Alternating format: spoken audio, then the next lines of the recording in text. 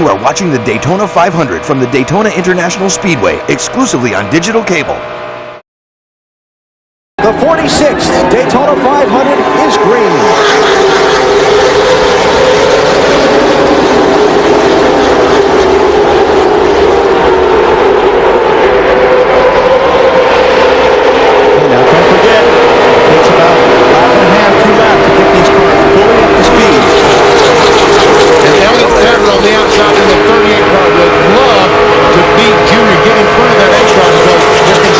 If the 8 car gets in front, he's so fast, a lot of cars will not be able to pass him.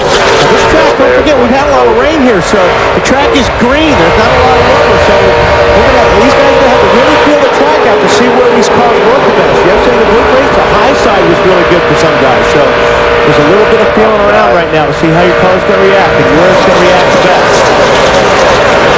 First few laps, all those really tense. The traffic close together. One driver makes a mistake. It can cause a big problem for another. Earnhardt Jr. leads lap 1 by about a foot. Tony Stewart is behind him in the 20, pushing. The outside lane, it's Elliott Sadler in 38, pushed by Stewart and Martin in 40. And you've got to be careful right now. You do not want to be put in the middle. That's why these cars are running really close. You've got to watch in your mirror. You've got to put a block on, because if you get put in the middle, you're probably going to go backwards. If somebody's going to try the middle, they're going to feel like, well, maybe I can use the middle to go forward. Tony Stewart moved up to try to see what would happen if he got out behind the 8 car. Look how the 8 car shot away from him when those 2 cars, the 38 and 20, got side by side.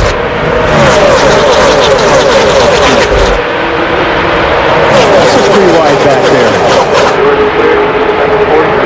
Inside lane starting to advance a bit. Stewart clears Elliott Sadler for second place. Now it's Jamie McMurray in the 42 up to the inside of Sadler for third.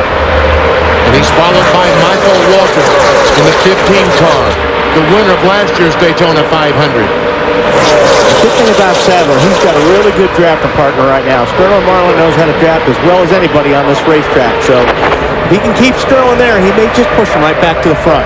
It is first to 40th, 2.5 seconds, covers the entire field. Look at that, 194 miles per hour. Larry Ford was running. On board Kevin Harvick, running in 10th. And right now is the best these cars are going to feel, because the tires will start wearing and these cars will start sliding more and more every lap. McMurray clearing that outside lane of Elliott Sadler. Michael Waltrip pushes through. Now the first 4 cleared. This is a camera we have inside the helmet of Michael Waltrip. You see the visor cracked just a little bit to keep from fogging up. And this really gives you an idea of what the driver goes through and how violent that these cars are on this Daytona racetrack. Checking the mirror to his left, now looking ahead to the corner ahead of him. Michael Waltrip running in 4th position. Just doesn't look like that outside line's got it. Not right now, it doesn't, but it might be because the 8 car is just simply so fast. Jimmie Johnson in 48, racing Elliott Sadler now. It'll be for 5th place. Dale Earnhardt Jr. kind of got a gift to that pole position when Greg Biffle's team had to change the engine. Bill, he's making the most of it right now. That's how good he is, Adam. He got the pole while he was in a different race. How about that? Yeah. Led the field to the green flag. Same car that they ran at the Sport restrictor plate races last year. Was a little tight in the 2-1-25s. Junior wasn't really pleased with it yesterday. They worked on it to try and make him happy today, Dave. Bill, we showed Tony Stewart's last happy hour final practice crash yesterday in the pre-race show today. Tony's team worked on that car a lot yesterday afternoon. I talked with crew chief Greg Ziccardelli this morning. I said, well, did you get it to a field dressing state, or is it better than that? And he kind of laughed and said, it's better than that. It's not as perfect as we want it. Marty? Dave Michael Waltrip told us on Countdown to Green and reiterated to me before he got in the car, I will work with the 8 car. We will work together. Our #1 goal at DEI this year, work together better than we ever have. It starts today, but on the last lap, it's every man for himself. Michael Waltrip has won the Daytona 500 in 2 of the last 3 years. He's running in 4th now.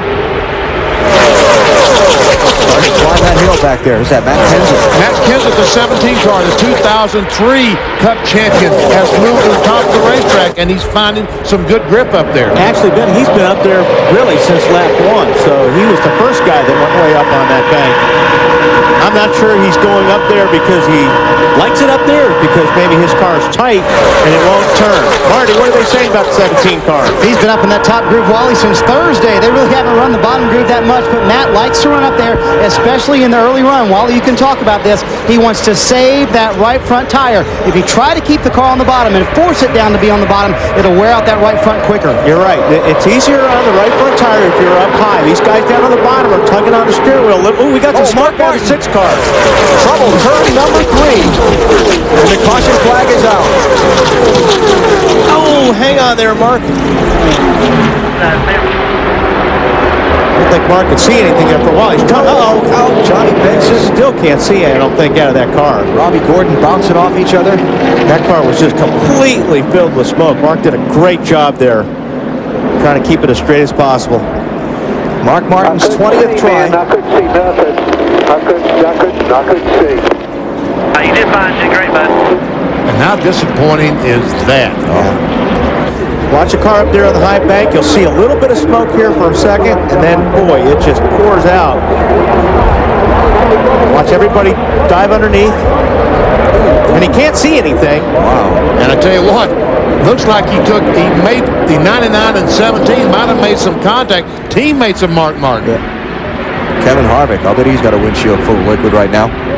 So he'll be having to make a pit stop probably. The front half of the pack did not stop under that early caution.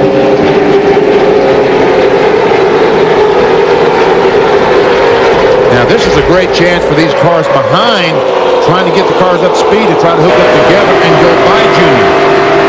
But can they? Well, I think they can, because like you said, BP, they're all in line. So if Tony Stewart would pull out and they all would go with Tony, they would pass the 8-car Earnhardt Jr. Let's see if that's what they want to do. Just give you a couple quick updates here. No penalty for Mike Skinner's team for that tire delay. Obviously, it was not an error. There's very significant reason why. And also, the first of the cars that pitted in the restart is Kevin Harvick, and he's 18th in line. Well, Now, Alan, you guys were just talking about how long these guys will stay in line or what will happen. Well, under caution, there's a conversation between the 20 crew and the 8 crew via their spotters, and here's what it sounded like. Well, the spotter come down and said, if possible, if you keep it on the bottom more to the, when you come up a little bit, you watch the front end and everybody behind you gets a run on you guys. Oh, okay. I could give him a headlight down there if you wanted to clean up our headlight. But I'll keep right on the bottom. How fantastic is that Junior said, I'll give him a headlight, get some downforce on that 20 car to help the car turn and help save that right front tire. And that was Stevie Reeves, the spotter. there's some guys up on the outside right now. They don't want to run the bottom. No, they want to pass these guys. And you know what? I think they're going to come fast. With the 18 car up there, you got Greg Biffle, you got some new tires in that outside lane right there. Kevin Harvick. Bobby Labonte in the green car, the 18, leading that outside lane there. Was Bobby one of the guys that come in? No, he did not. He did not? No. But Harvick certainly. Oh, there's Biffle. Is that Biffle? It might have been Biffle that got in the wall. Yeah, it was BP. Yeah, just put the right rear just a tiny bit. It's okay. Unfortunately, still coming inside. 3 wide on the bottom. when you hit the wall like that, even if it's a little bit, you lose a lot of momentum and you lose a lot of positions. You also lose a lot of downforce on that right rear. Bill? And he'd already had overheating problems, Benny. They elected not to bring him in under the caution, but I heard the number 250 while they were under green while he was in the draft. 250 is not going to work here today. Not for long. Oh, look at that car just go right through the middle. Trying to go through the middle. Rusty Wallace in the middle. You're gonna be able to do that. Wow, that was exciting. There in the back. Somebody got loose. Rusty way back in 23rd position. Let's take another look at what happened to Greg Biffle just a minute ago in that 16 car coming up off turn 2. See, he just makes contact right there. Left a tire mark on the wall. And these fenders are so finely tuned, they spend weeks and months getting these fenders tuned in a wind tunnel to be just the perfect shape, and he's just rearranged it. Yeah, and turn 2 is the trouble spot on this racetrack for a car to push or not turn. And if you just get the right cars around you and you get in the wrong position, all of a sudden it just feels like you hit ice and you go sliding up the racetrack, and that's exactly what it looked like Biffle had. No grip in the front. Well, these guys have been pretty good so far, but some of these fellas are getting a little bit antsy, and that's when you have some trouble. But 26 cars in this lead pack, then a little separation to the rest of the field. And this is too, right where the point where these guys are going to have to start working with that throttle. This is where you see how your car is handling. If you can keep the gas pedal down all the way around without lifting, you've got a really good handle in a race car right now. But some of these guys are floating the throttle because their cars are not turning, so they're having to back off the gas. This is where you're going to start thinking about what changes you have to make to the car for that first pit stop. Somebody's very, very high off the corner over there. It's body to body, I thought. A lot of new things in NASCAR Racing 2004. The series sponsor, of course, Nextel. We've talked already today about a new generation of tires. And Dave Burns, there's a lot more new on pit road for this race as well. That is Sunoco, the new official fuel of NASCAR. They've come in to give fuel all year long to these teams, fuel that they can trust, fuel that they can trust for its quality, and that it will stay the same. And I tell you what, they have a lot of work to do down here today, because fuel runners from every team will be bringing their dump cans down here and getting them filled all day long, and the dump cans are new too. They added an extra gallon to them this year. They're 12 instead of 11, and the guys that haul those up and gas the car on pit road, well, those weigh over 90 pounds now. It's not an easy job, and they'll be some of the busiest people on pit road today. All right, now these cars I'm just watching, they're starting to move around a lot more, Benny. These cars are starting to slide around. Look like the 7-car Jimmie Spencer, his car's not working really good. He was up there in the top 10 a little while ago, slid back. This is where the handling is really going to start showing. The Spencer started 40th and worked his way up to about the top 10, but now you're right, he's starting to work his way back. And he did pit on that last caution, so he's doing that after stopping. That's pretty impressive. Let's check out our Cingular wireless race talk poll early in this Daytona 500. Got a lot of drivers who've been here for a lot of years who've never won the race. Which of these drivers do you think has the best chance to end his 500 winless streak? We should have showed this earlier, huh? Yeah. We can mark one off the list. Any other one of those three guys got a good shot. Cast your ballot. We'll check out your thoughts a little bit later on.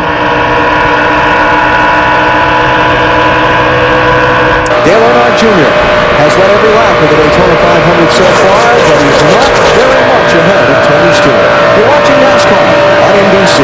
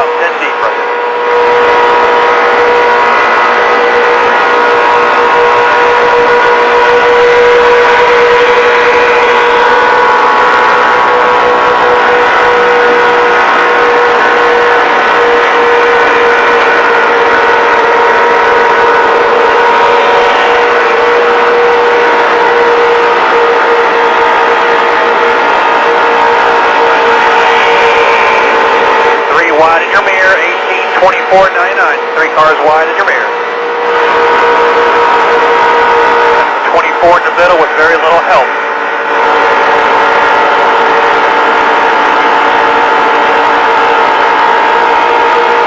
24 is clear. You got 42 and 24 front and back. You're right there, 2x2 behind you.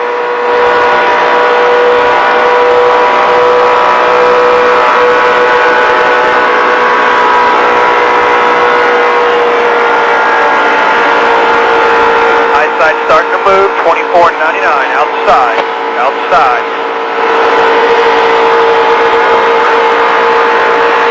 Still outside, you got the 99 and 16 helping that 24 right there.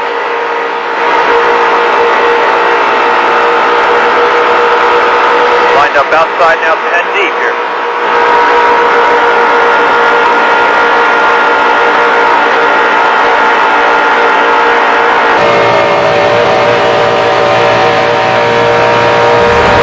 Just completed the first 50 miles of the 46th Daytona 500. Dale Earnhardt Jr. leading a 4-car breakaway from the rest of the pack. Tony Stewart, Jimmie Johnson, and Harvick included in that group. Harvick, impressive, running up to 4th place because remember he pitted under the caution back at lap number 8. Oh, Casey Mears, 41 car, slow on the apron of the racetrack. Right front, Benny, right front down. Oh, man. So doesn't look like it's... Hey, 23 laps. Could it be that the right front tire is worn? That the balance is not correct on this car? Now don't forget that they, here at Daytona and on most of the larger tracks in NASCAR, they run an inner liner, like an old tube inside a bicycle tire.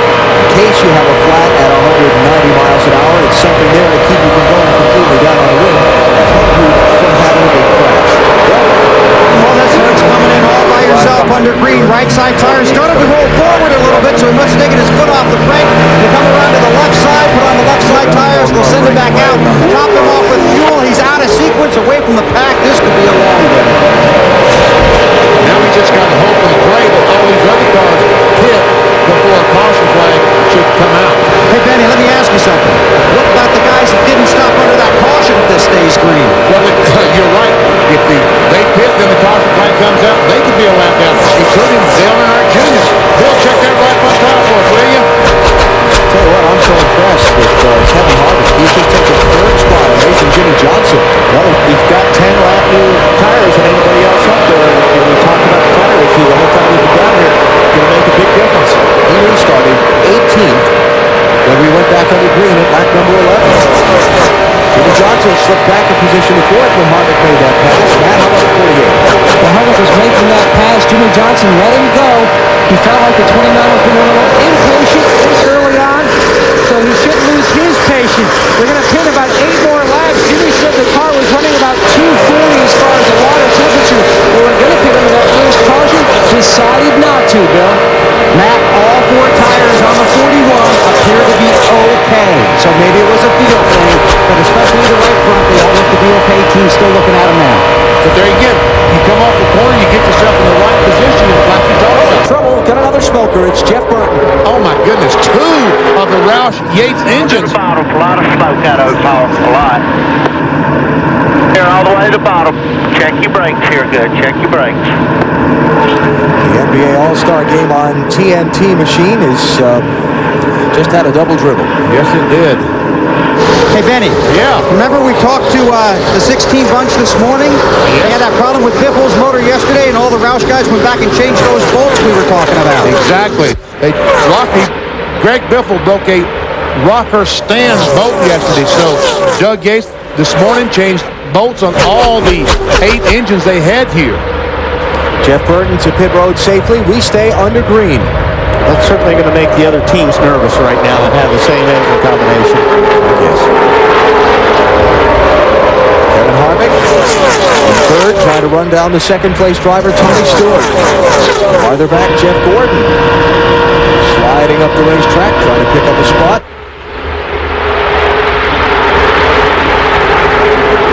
And losing a spot there, Kurt Busch sliding in front of Jeff Gordon. That would be for 6th and 7th places. There's Michael outside of Jeff Gordon. Looks like he's going to take that spot pretty easily.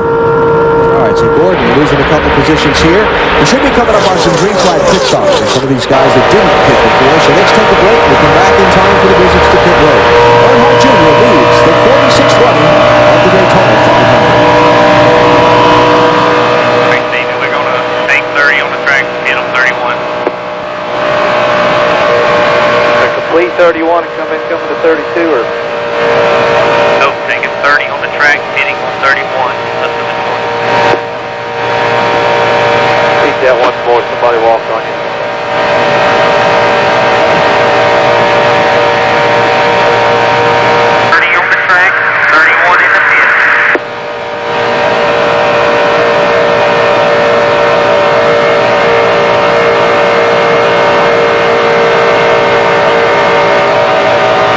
I don't want any adjustments, Junior.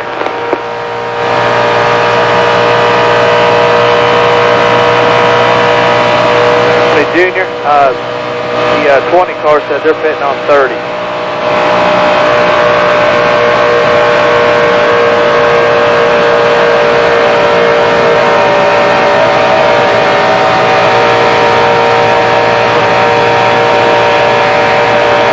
All right, yeah, they're scared to go to that car.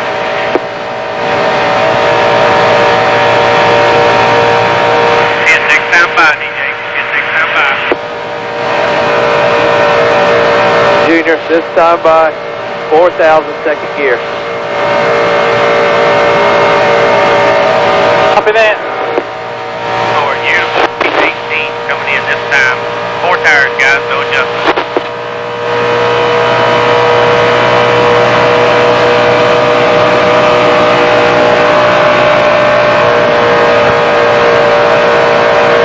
Okay, 4,000.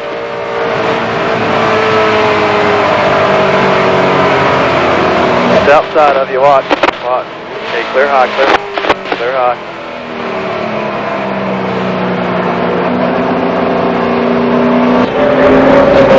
Back live at Daytona, trouble getting to pit road. We talked about it earlier. Bobby Labonte is out in the grass while the rest of the leaders come to get service. Marty.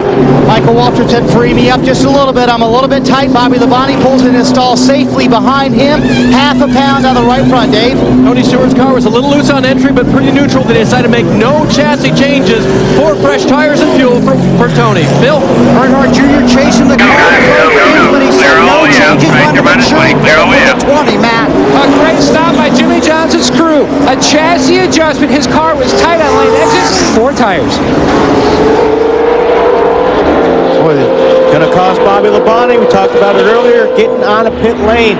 So tough to get the car rode down sometimes without locking up the front tires. He's kind of cut out of the herd at this point with no drafting help. Kevin Harvick is the new leader. Here comes Sterling Marlin and some others to pit road. Here's Harvick.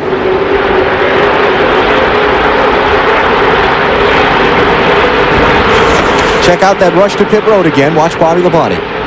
And the pylon that I talked about earlier that you got to be between, he cleaned that pylon out, just ran right over it. Said, okay, I can make my pit. Let me go across pit road here. That's a long way to the pit. Dave? Elliott Sadler is in. They changed 4 tires, and he's already gone. No chassis adjustments. Sterling Marlin, Ricky Rudd also in, Bill.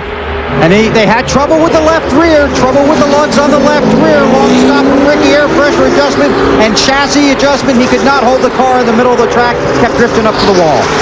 Ricky Craven and Jimmy Spencer also leaving after green flag pit stops. There's Spencer in the 7. These guys going a lap down. Yeah, that's the thing now. Kevin Harvick stopped at lap 8 along with a number of others, so they can run that much farther before they have to pit. And if the caution comes out now, all these guys who just pitted under green have got a problem. Marty. Alan Bobby Labonte said nothing about missing pit road. When he left pit road, all he said is, how bad is it?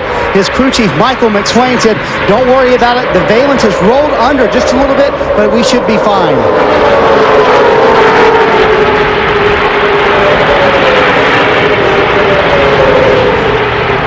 Trouble, turn 4. Got a car into the wall. Derek Cope. There's that yellow they didn't need. Oh, boy, I'm telling you. Oh. The junior stays on the lead lap. Caution flag is out. The 1990 Daytona 500 winner has hit the wall up in turn 4. Here he comes. And there he goes. Bunch. Can't tell what caused that. Hey, that's luckily a one-car accident with this pack of cars coming up behind him. He lost it way up there. Oh, who's that he bounced off of? Might have been Scott Riggs.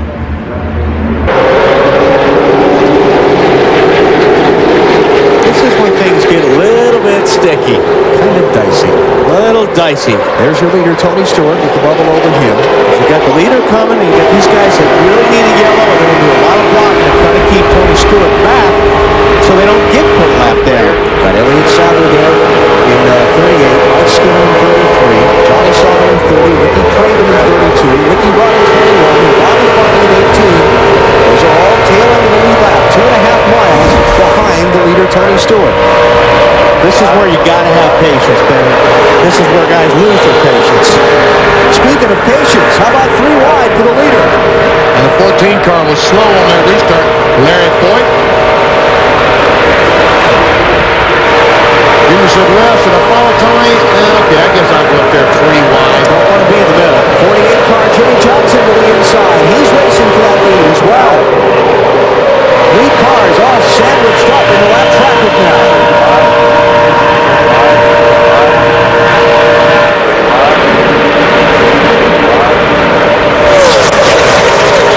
These guys right in front of Tony Stewart and Hale Jr., they're really using the mirror penny. If you got to block to move it, you can. You don't want to get past and put it right down. Spencer caught in the center in the 2nd car. When you get a lap down that just says, I can't win, you got to get that lap back. Got to be on the lead. As long as you're on the lead lap, you've always got a shot. Ricky Rudd goes a lap down. So you got Jimmie Johnson in the 48 in the inside lane, Tony Stewart in the 20 in the outside lane. They're racing for the lead. In and among all of these cars trying to stay on the lead lap. And that's probably a spot Casey Mears in that 41 does not want to be in. On board Jimmie Johnson.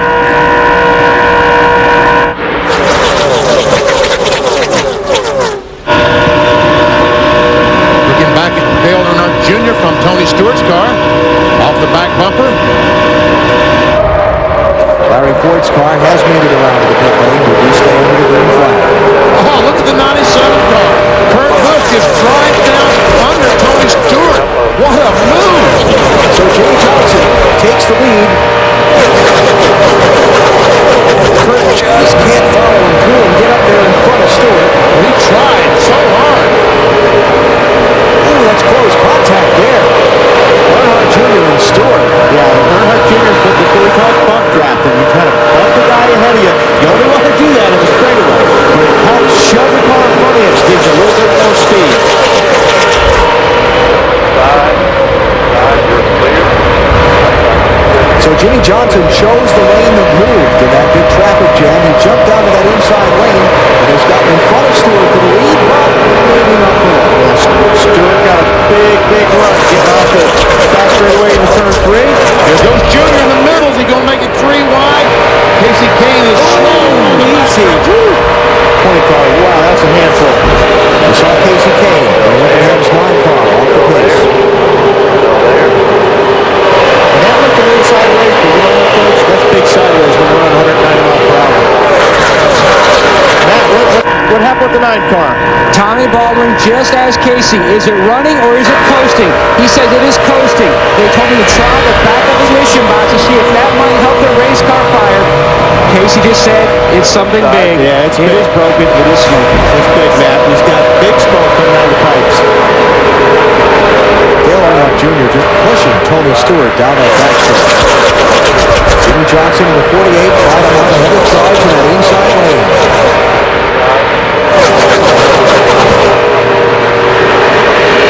Tony Stewart pulls up behind the rookie. He said, rookie, look in the mirror. Oh, man.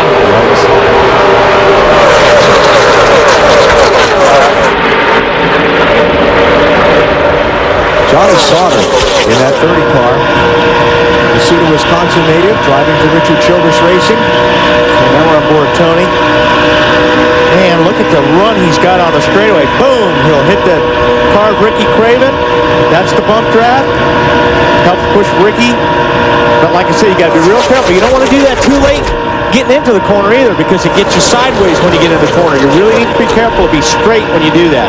When Sauter jumped out, he wasn't exactly straight, and he almost got turned sideways. You don't think about doing that. Oh, got a smoker. Another one in the middle of the pack. Looks like a Another right Roush front car. Busch. Another Roush car, BP. Oh, man. That looks like a right front fender to me. Could be. Could be. Maybe get some. Pull it down some. Maybe had some contact with somebody. Did he just say cool it down some? Is that what he said? It's got like a kink in it, right there at the It's got balance some and up contact. on the tire. Yeah, the right front fender is rubbing the tire. That's the smoke. He's going to have to go to pit road to get that fender knocked out off that tire. He was running fourth. Now, who's the other guy? Yeah, who He's did he got hit? that kind of damage. Somebody else has got some damage somewhere. Well, let's find out. Who did the 97 hit? Okay, there, Junior's car. There you see down on the bottom, he gets right into the left rear tire, Dale Jr. Now, if it just hit the tire, Junior will probably be okay. Boy, look at all of damage there. Doesn't take much. Like Alan was talking about earlier, these guys spend so much time getting these bodies perfect. Just a little bit of a rub is going to hurt the handling of your race car. Go ahead, Dave. Kurt's guys go to work on the right front. They've already they've jacked it up to change the two right side tires. The tolerances are so close between the fenders and the tires. There's no way they could work on that if they had the tires still on there. So they pulled it off. They would now go to work to bang it out underneath, try to get it close to the aerodynamic beauty that it used to be. Audience tapped into Jeff Burton. Dave, unfortunately, his car is going up in the hollow lift, and that's two Roush 810s in shaft. If you were still out there, would you be concerned? Certainly, when you see two and then with the race like yesterday, it certainly is a cause for concern. But I don't even know if the two things are the same. We might have two separate incidents. I don't know. But I'm not going to blame those into guys. They're working really hard, and this is what happens when you're trying to progress your deal. We're trying to make our deal better, and sometimes it works really good, and you'll have a setback. This is a setback, but it's a temporary setback. It's not a permanent setback. Bill? So Dale Earnhardt Jr. on the track and all that traffic. No comment on his radio after the contact with the 97. And part of the reason for that is he couldn't get a word in. His spotter Stevie Reed's on the radio the whole time, walking Earnhardt through traffic a lap ago. That's because in practice earlier this week, Earnhardt scolded his spotter, saying, stay with me the whole time. Reed said he's never seen anybody that aggressive in practice or the race, man. And Jeff Gordon told me earlier in the week, he gave some advice to Brian Vickers, the 20-year-old. If you get in traffic and see me, jump in, follow, and learn. That's exactly what he's doing. An excellent day so far for Vickers. Rick Hendrick told me today, his advice, he told him, just be patient and don't get frustrated. You've got a great car. When you get shuffled to the back, and you will, slowly work your way back to the front. That's exactly what he's done and hooked up with Gordon. Vickers driving that 25 car for Hendrick Motorsports behind his older and more experienced teammate. And I'll tell you what, sitting in one of these race cars, this is madness. I mean, you're doing everything you can. You've got your hands full. You are so busy right now in that race car with these race cars sliding around. Man, and these guys are driving hard right now. So the traffic's starting to thin a little bit, and all the shuffling in 2 and 3 wide. Jimmie Johnson has slipped back in front of Tony Stewart and Earnhardt Jr. So it's Johnson, Earnhardt Jr., Stewart, the top three. Your guess from there on back, they're all right there in a big patch. You're watching NASCAR on NBC. Go outside. Clear. All clear. All clear. 2 wide behind you. Outside lane coming back a little bit. Coming back, you're clear. Clear. Side, you're clear.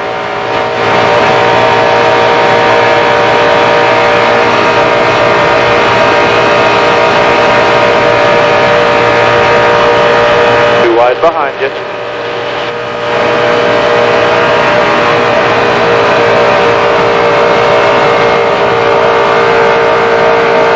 Too wide behind you. It's real tight right here, but I don't know, it's just real tight. Oh.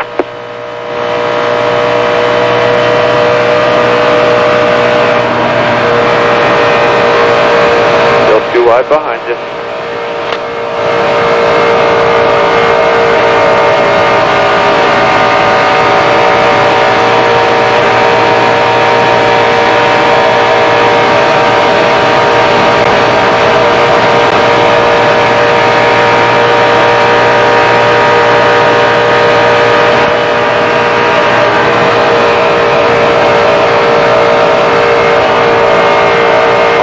Still too wide behind you.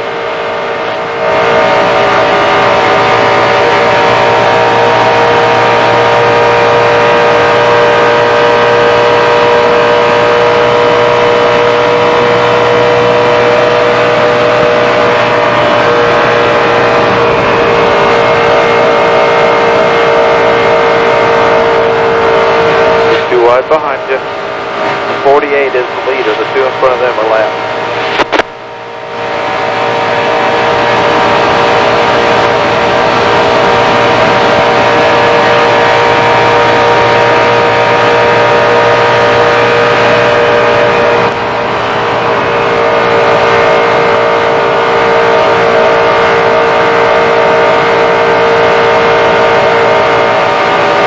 Stewart single file behind you now.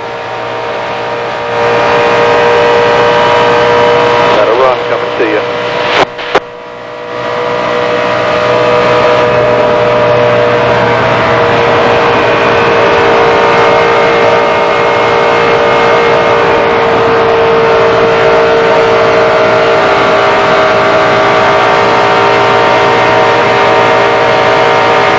Big trash bag right in the middle of the track going into one.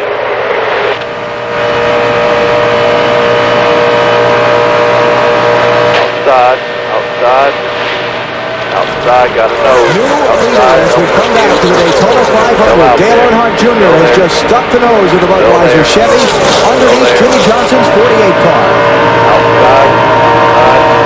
Hold on, there goes Jimmie back by. I think. Yeah, that's a pretty good contest right now. Kurt Busch, 97 car, off pit road, nearly 3 laps down. The leaders. After the repairs to the right front corner of his car, which led to the hit with Earnhardt Jr. earlier. I think Stewart wanted to stay up on that high line, probably to help his teammate, the 18 car, Bobby Labonte, to try to stay close to that front to get his lap back there. Decided to go low. There's a choice of 8 or 18. I think I'll take the 8. Right. Teammate's just going to have to go on his own. Just going to have to check it out, right? Bill, what deal's being made down there? Now, while we're talking to Lowe, Junior moving to the inside all over the track. 20 team and the 18, they've been running together. Junior moves to the outside. But what they want to do, Benny, is they want to make sure they're going to pit on the same lap. Last time, the 8 car was going to pit on lap 31, but when they found out the 20 was going to come a lap earlier, they came that time. They told Junior, take 30 on the track, come in on 31. They said, no, pit this time. They want to stay to the 20. Here comes Bobby Labonte on the outside, Benny. He wants to get on that lead lap. 18 car, the first 1 lap down, and he's in 30th place. Mach 3 Turbo Champion, the only razor used by the Gillette Young Guns, invites you to enter the Gillette Young Guns Challenge. Each week, a lucky fan's going to win $5,000. You can log on to GilletteYoungGuns.com for details. Twice during 2004, in May at the Coca-Cola 600, and in November for the Ford 400. Fans will have a chance to win a grand prize of $5 million. Wow. If you pick Dale Earnhardt Jr., he holds on to wins today's race. He could be entered into that. He will be entered. See if the 18 gets up on the 20 decides to follow the 18 if it all sorts out. Kenseth right behind the body, and the 17 is. That is the 4th place car. Kurt Busch has moved up to the outside, hoping that Junior would go with him, but he goes by Elliott Sadler anyway. Remember, BP, that 97 has fresher tires than all these other cars he's racing with. Watch Chevy pit stop ready to go. How about Jimmie Johnson, Matt? Jimmie says the car is to tick on the tight side. Jimmie has never won a sticker plate race. Chad Knaus has gone to victory lane here in the 500 as a crew member on Jeff Gordon's team. Last night while doing media in victory lane, when it was all said and done, Chad walked up on the winner's podium, stood there, and and then wrote CK. He wanted to mark his spot, reserve it for later today. They feel like they've got a great car that can go in a different lane. Now it's just up to Jimmie. Well, Matt, you see Matt Kenseth up in the front there, and you would never realize that they had some damage early on. They have tailpipe damage, which Robby Reiser, the crew chief, believes is hurting the horsepower. They also have some body damage, hurting the aerodynamics, but Matt keeping the car up front. Phil? And an outstanding run so far for Greg Biffle. Won the pole here a week ago today. Had to start at the rear of the field because an engine change. This morning he said he was confident but somewhat concerned with that new engine, but he's had a good run and done a good job getting it to the front. Burns. And Weber, we're keeping our eye on these sets of tires that come off the cars. Kevin Harvick stayed out as long as anyone in that first run and pitted as the leader. I checked out all his tires, checked with the crew. Everything looks very good. Even that right front, the most sensitive of the tires. Matt? Dave, the Gordon-Vickers combination made it up to 5th and 6th. Then Jeff said, my car is just a little more on the free side. Please ask Brian to give me a little bit of slack back there. He gave a little too much, lost position. He's dropped back in the Hey, what Jeff Gordon's been coming through that pack. You know, I'm thinking watching him and Kevin Harvick, and we're seeing a different kind of Daytona 500 than we had the last few years, and it's because of these new tires that NASCAR asked Goodyear to develop. If you're not familiar with the story, the tires in past years have been so durable and so good that you didn't need tires. You could basically run a set all day long and they wouldn't lose any speed. And it became where the first guy off pit road was going to be the guy that won the race.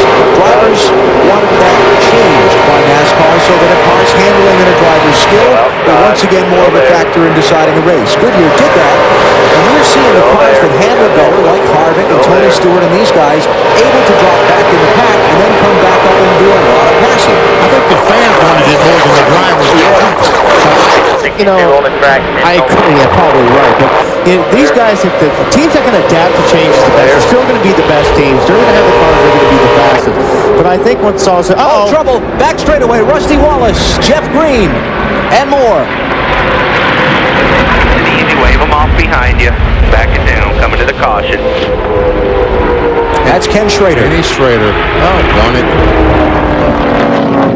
Schrader and Rusty and the 43 car. Man. There's Jeff Green.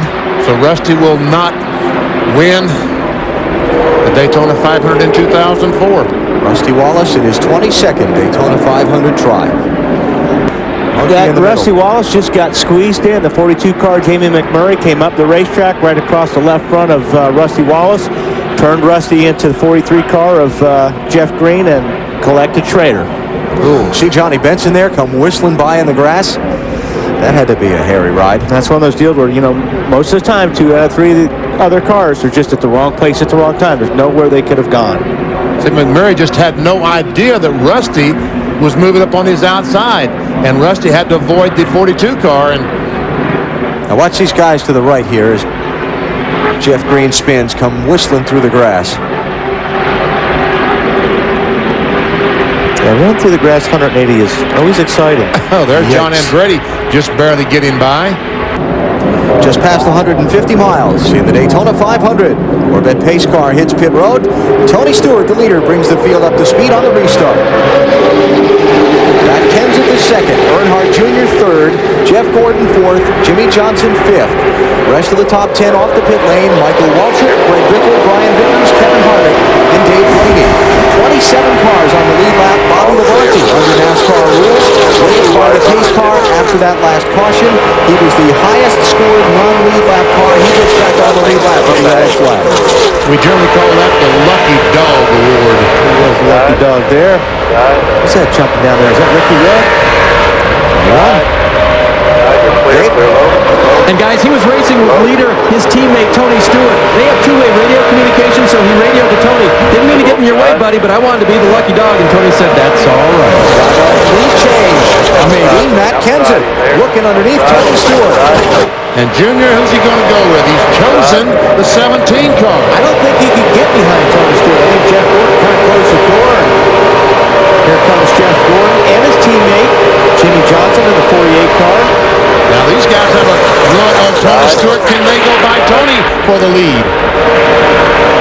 I believe they'll try. They're going to try. They are trying. While you watch this, let's hear from Rusty Wallace involved in that last accident. Rusty and his torn up number 2 race car back here in the garage. And what happened, Rusty? I tried to pass the 43 between turn 1 and 2. Been following for a couple laps. I just really needed to get past them, making my car real tight and everything. So I passed them down to 1 and 2. Thought I had them cleared off at 2 and didn't give them enough room. I just got my right rear quarter panel in this left front fender and turned us both into the wall, and that was it. He had a good sense of humor about it. He said, I'm beginning to think this racetrack doesn't like me anymore. They have not had much luck here in the last few years. So Rusty Wallace out, or at least in the garage with a chance to win over there today. Sounds like he'll be trying to come back later on today for championship points. Our Cingular Wireless Race Talk poll, we asked it earlier, and the number of potentials is getting whittled down. Which of these drivers who has never won the Daytona 500 has the best chance of winning today? Well, Mark Martin without an engine failure earlier. Rusty Wallace was your pick. Now he's been in a wreck. Jerry the Body and Ricky Rudd still in contention. The Body running 16th and Rudd running 31st. We should change it maybe to see who's going to be left running the race at the end. Which one will be left? Got Ricky Rudd is a lap down. Tony Stewart leading that. Kenseth second, a race for third. Earnhardt Jr. and Jeff Gordon there, 8 and 24. We mentioned that on that last caution, Sterling Marlin gave up 5th position. He came off pit road 5th, then went back in again for another pit stop, and it's dropped him back to 18th position. Trying to follow report on what happens when you do that drive with a 40. Looks like today that high line is struggling, It's just not working at all. Gordon finally squeezes down, gets to the inside, and leaves Tony, his teammate, Jimmie Johnson, the 40, hung on the outside. Now what about the 24? Jeff Gordon's car was a little loose before that caution. Just could not run on that high side. And it was slowing him up. That's exactly what happened during this one. The car stayed a little free. He needed to get to the bottom. That's where his car works the best. Unfortunately, he hung out his teammate, Jimmie Johnson, doing so. Boy, you sure did, man.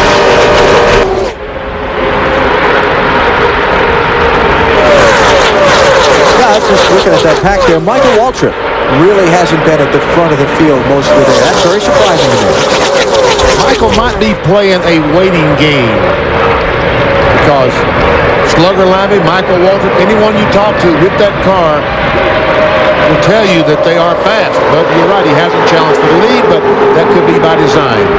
2 lap cars there in the middle of these lead cars trying to get through and keep up in the front 4. Take a look at the AOL top speed as we come to complete lap number 69 and start lap 70. Who's fastest? 24 car, kind of tucked at the end of that lead draft. Jeff Gordon, the AOL top speed. And that's a speed of an average all the way around the racetrack, not the speed as they cross the line. Jimmie Johnson in that 48 car really wants to get by the 41 car Case Mir so he can get down in that bottom line and pick up the draft of those first 4 cars. It's kind of complicated here for some of the people like Michael Waltrip and Kevin Harvick. You got 3 cars not on the lead lap right there at the head of these double wide lines. You got Casey Mears in the 41. You got Ricky Rudd in the 21 and Ricky Craven in the 32. They have every right to be there. But these lead lap cars trying to keep up with those front 4. And they've got to deal with the traffic first. Who is that was pushing Ricky Rudd there? Is that Busch? It's Kurt Busch. Whew, he got to run. Got to run. 97 car. Kurt Busch really got to run. Push the 21 car right on by. That 97 has shown to be fast. Very fast. And what's at stake for him here? He's trouble. Contact on the backstretch. It's Michael Waltrip and now Brian Vickers. Robby Gordon, 31. The time. Waltrip's over. 1, 2, 3 times for Michael Waltrip. Well, there's the big one right there. There's a lot of good cars right there. Is that Sterling Marlin in there? 40 cars in it. That's Michael Waltrip's car, upside down.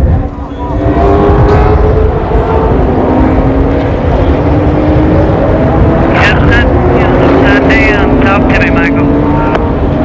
Terry Smith. See movement there at the left side of the car as we look at it.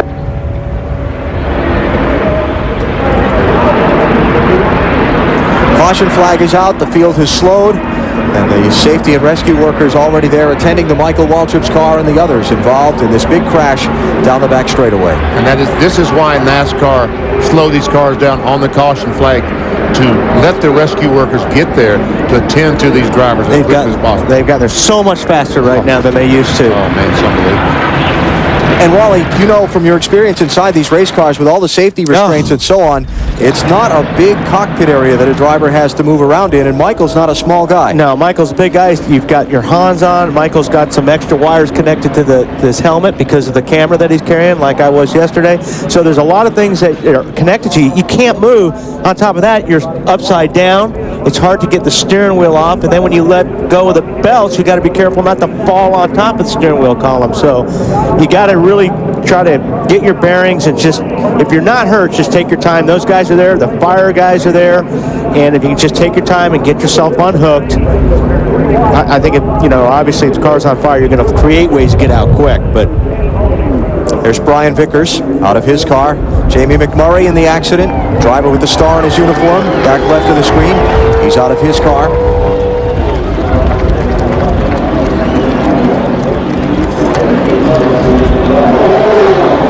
And the work continues around the Michael Waltrip machine. And also the way the seats are around you, the headpieces, is very difficult for somebody like Michael. If he's okay, the best thing they could do is turn the car over and then get him out, if he's okay. Looks like Johnny Sauter slid up in the 30 car into Brian Vickers in the 25. A chain reaction. Yes, that's Michael Tuckins. Yes. And Biffle, the pole sitter, looks like he barely got through there. So you see the tire come off of Michael's car, then it got into that grass softened by the rain, and it just dug in, just like we saw Ryan Newman's last year, and sent the car over. There's Harvick, Kevin LePage, Johnny Benson, Terry Labonte. Saw McMurray and Vickers.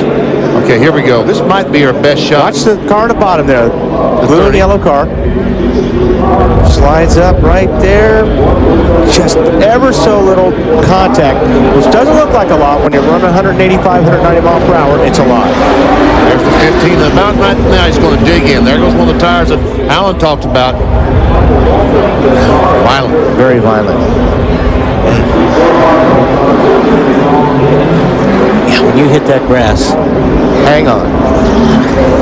And the 30 car, he comes up and just, it's like you said, Wally, another 6 inches probably would have not been an accident. And it looks like the 30 to me got a little bit loose down there. He got a little bit loose, he corrected, but when he corrected, he slid up the racetrack, and unfortunately there were two cars on the outside of him. Now watch this. I think Biffle gets through it without too much damage. Hey, Benny, he just said on the radio they should show it from my onboard. Stay low. We are. Wow, that is amazing. Come on. You all right? How bad is it? You good? That should be the lucky dog. That's right. There. Robbie Gordon's view. Robbie didn't have such a good time of it. Now. Man. That looked like yesterday. We're done. My car's killed. He said all this while he's sliding to a stop. Did you hear him say, we're done? Yeah. My car's killed? So watch the 30s. He pushes or he gets loose? He gets loose. Gets loose, yeah. So the back end breaks loose first, and when he's trying to correct and catch it, is when he slides up into Vickers, and Vickers pinches Waltrip, and off they go. Let's add a couple of more to this. How about 12 cars in this accident now? You get all the numbers in the cars coming back around damage. There's Ryan Newman. Yep, he was almost through it. 25 car Vickers came down and just tagged him. Page in the air, Sterling Marlin up under him. There's Benson in the 09.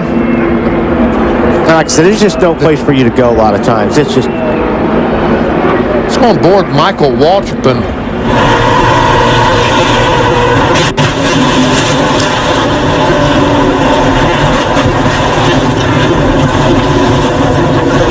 That's us, guys. 25 got into us. That's us. They are talking to Michael, the safety workers are, but we talked about the tight cockpit and Michael being a big guy. He's just trapped inside the car. that's right. I mean, turn the thing over. Or cut the roll cage out of it. I think probably the reason they don't turn it over to BP is if he does have any kind of injury, especially to the neck or the back, that's the last thing you want to do. That's probably a good idea, yeah. So precautions being taken to extricate Michael Waltrip from his machine. And while we continue to monitor that, let's check with Marty. Chevrolet Corvette, official pace car of the 2004 Daytona 500, hanging a left and getting out of the way. Caution period is over. Jeff Gordon leads the field to the restart as the race reaches 200 miles. Correct one thing I said before, Kevin Harvick was not in that wreck in the back straightaway. I mistook his car for Sterling Marlin's. So Harvick still running well in 7th place. A lot of shoving right there. 20 car shoving. while we watch the cars come up to speed, let's go to Marty Snyder. Well, Michael Waltrip, you look a little dirty, but are you okay? Yeah, I'm fine. Just unfortunate. I was on the outside, and I survived one rookie being on the inside of me, but I guess when the second one decided to dive in there, it was too much. They got together and pinned me into the wall, and that grass down on the backstretch is just real dangerous.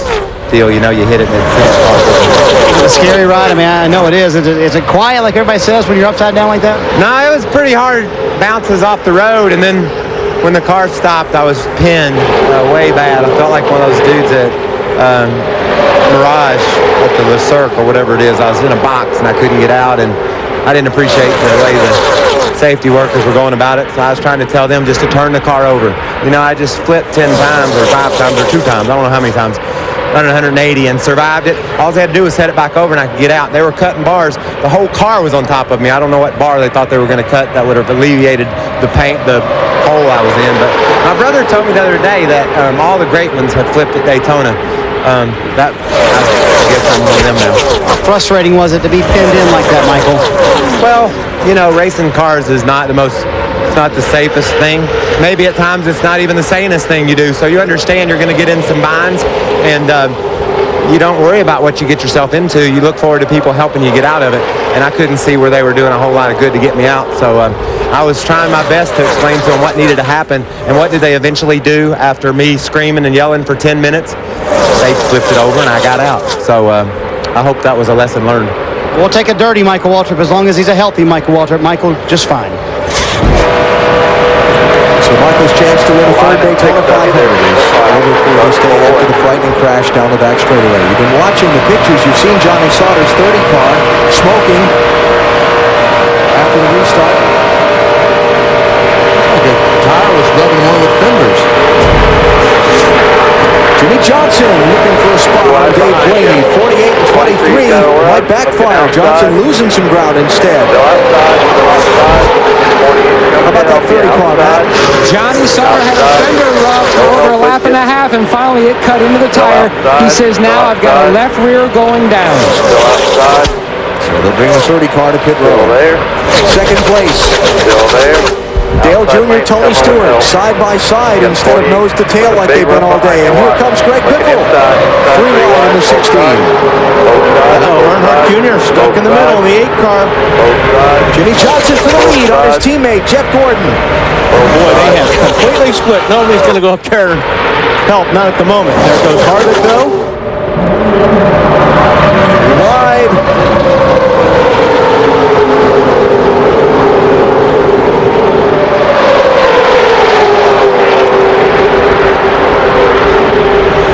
Stewart looking up high side. For the race lead. 3 abreast on 2. And I'll tell you what, Dave Blaney ran so well last Saturday in the Busch shootout. It continues today. Terrific run for the white 23 car. Right there. And that's a team build that is... That's squeezing it down there in front of the 8 car Dale Jr. Whoa! Okay, I'll let you finish the thought. Yeah, I was holding my breath there, but Alan, just 2 minor air pressure adjustments on that car while Dave Lopez called the shots for Bill Davis Racing. It's been a great day for Dave Blaney. And Benny, like you were talking about, he wants a little better finish today. Yeah, he did not get it last Saturday night. And, you know, this is a team that this may be the last race. That's where I was going, BP. This team is not scheduled to show up at the race in Rockingham, North Carolina next Sunday. The sponsorship that's on the side of their car here is for this speed weeks only. They don't have backing for the rest of the season. Not planning on going next week. I talked to crew chief Philippe Lopez this morning. Gordon side by side, and each one of these guys left. I mean, they just want to get behind Jimmie Johnson and get in single file. How about the 16 car, BP? Greg Biffle told you when we talked to him via the radio on the pace laps, he thought he had a good enough car to get from the back to the front. That's what he told Bill and I this morning. See Jimmie Johnson trying to give the 24 car Jeff Gordon some help. Gets up to the high side, gives him some help drafting, but now he left the bottom open. And Greg Biffle is going to fill it. And Biffle, he said as long as he had somebody behind him pushing him good, he'd be be okay, and he's got one of the best right now in the 8. Let's get more on Greg Biffle from pit lane. Hey, Alan, Benny, remember how he found out that he was going to the back of the field? He was in the rain delay for the Busch race watching television, and a friend called him and said, hey, you're going to the back of the field. You're not going to start on the pole. He goes, that's impossible. He goes, so then he saw it during the rain coverage that he was going to start at the back of the field. That's a heck of a way to find it out, Dave. We started the show talking about how the damaged 20 car was repaired to make this field, but we didn't talk about how the slow 20 car became the fast 20 car. I talked to Greg Zipadelli later in the week about the change, the transformation they had made on this 20 car. Greg said, I went back to our library of notes. I read everything we'd ever done at any restrictor plate track, Talladega and Daytona, every year. And I studied, and we changed, and we came up with a solution. Guys, you just don't pick up time at Daytona like the 20 car picked up this week.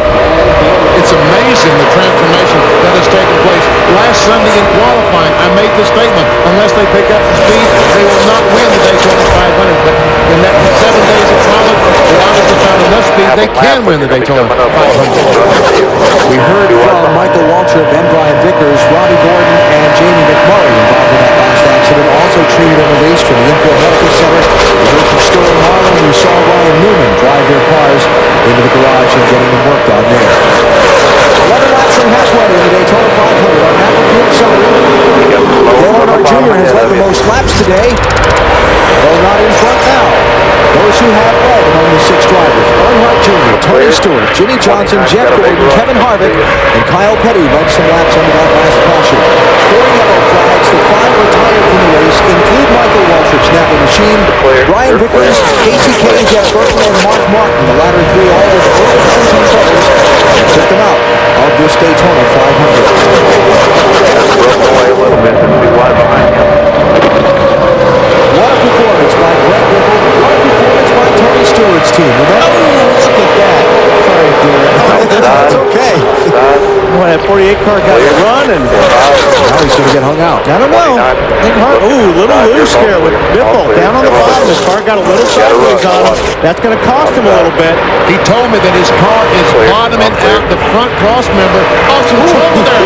Got in the left rear of the 48. He told me that his car is bottoming out down between 1 and 2, the front cross member. That's probably what happened to him there, Wally. Well, I'll tell you what, he better not do that with somebody on his bumper, or he's going to be sideways, because if Dale Jr. was like that, when his car bottomed out, that car will turn sideways. NASCAR Race Control just delivering a message via the pit road official assigned to Greg Biffle's team about blocking. Blocking? A warning. And they just told Biffle on the radio, just go run some laps, Greg. Just run some laps. He's got Dale Earnhardt Jr. stuffed right up under his rear bumper right now. I started talking about Tony Stewart's team before we did the ooh thing. What a job by this team. Tony Stewart's car damaged in a crash in yesterday's final practice. They had to take it into the garage area, spend until about 5:30 last night rebuilding the fenders, then come in early this morning, rebuild the suspension on the right side of the car. They put it on the racetrack without turning a lap. And the threat of that is that because of the aerodynamics on these big tracks, they're trying to get the fenders fitting as tightly around the tires as they can, but it's easy to go too far and have the fenders where they go on those tires.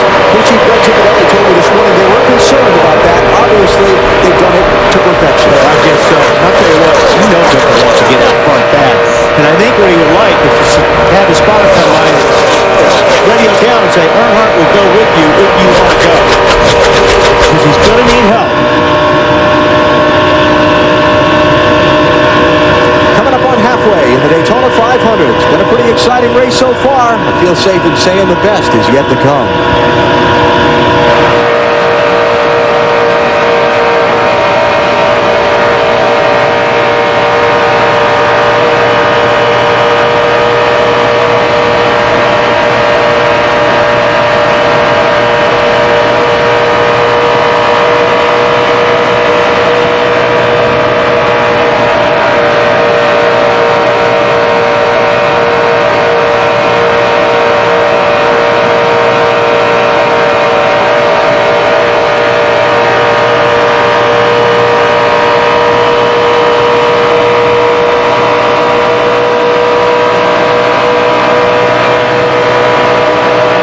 just came down.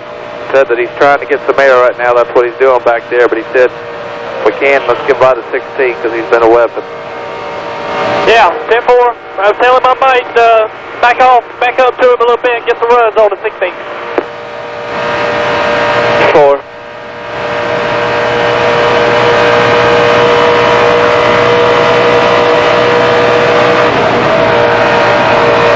Ran to the other end. I ain't been able to tell him. I have to use some hand signals there.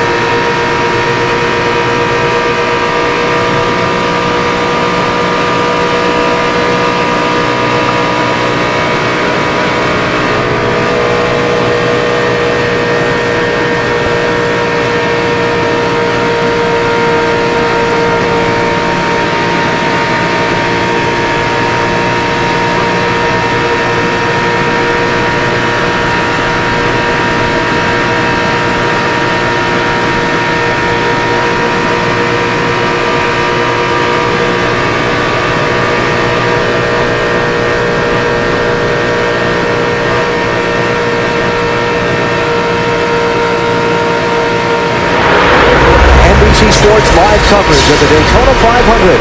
From Daytona Beach, Florida, glorious afternoon, 200,000, including the President of the United States on hand, watching a pretty good stock car race. Tony Stewart leading, a lot of lead changes so far, and a very heavy fight for the race lead. Junior right now in the 8 car. The white 8 is backing up to the 48. See if those two guys can get together and make a run on this front two. 12 lead changes today among 6 drivers in the inaugural championship race for the new NASCAR Nextel Cup Series. New series spots are getting a pretty good inauguration today. Just can't look like the 48 can hang there, Benny. See Jeff Gordon taking a look right now. I don't know if Jimmie Johnson can run that bottom line like the 8 car of Dale Jr. I talked to Brian Watson this morning, and also Chad Canals, the crew chief on the 48. You'd think that the 48-24, the chassis would be identical, right? Totally different. Oh, I know. Totally different. I drove there. All the cars were different. DP, I know you've missed this. You had a little time off at the holidays. I know you've missed this. It's time. Cue the duck. Very good. I knew you'd catch it. I'll set you up that way. Time for the Aflac NASCAR Nextel Cup Trivia Quiz. And this won't be much of a quiz for BP. Who led the fewest laps in winning the Daytona 500? I know. Go ahead. Happy BP. Yes, it was. Want to tell us the story? Well, actually, it was the last 2 laps that I took the lead. Pearson spun coming off turn 2 on the 198. And so I led those 2 laps, and I don't know why I led those other 2. We're doing pit stops early in the race. You started way back in 32nd that day. Benny Parsons, 1975, Daytona 500. Race for third. Yes, 48. And just when I said he couldn't run the bottom, he passes on the bottom. I think Junior backed up a little bit too much to get that run.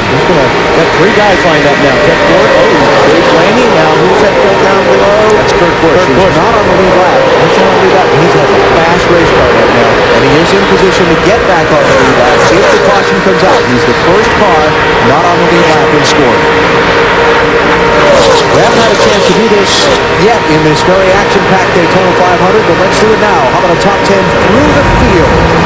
We start with the race leader, Tony Stewart and Dave Burns. Well, BP led that 1 lap. It looks like Tony Stewart may lead a lot of laps this afternoon. Whatever Alex and one thing that you mentioned with that repair, one thing you didn't mention, was just how far the rear end of that car was knocked over. 6 inches, Greg Cincinnati told me.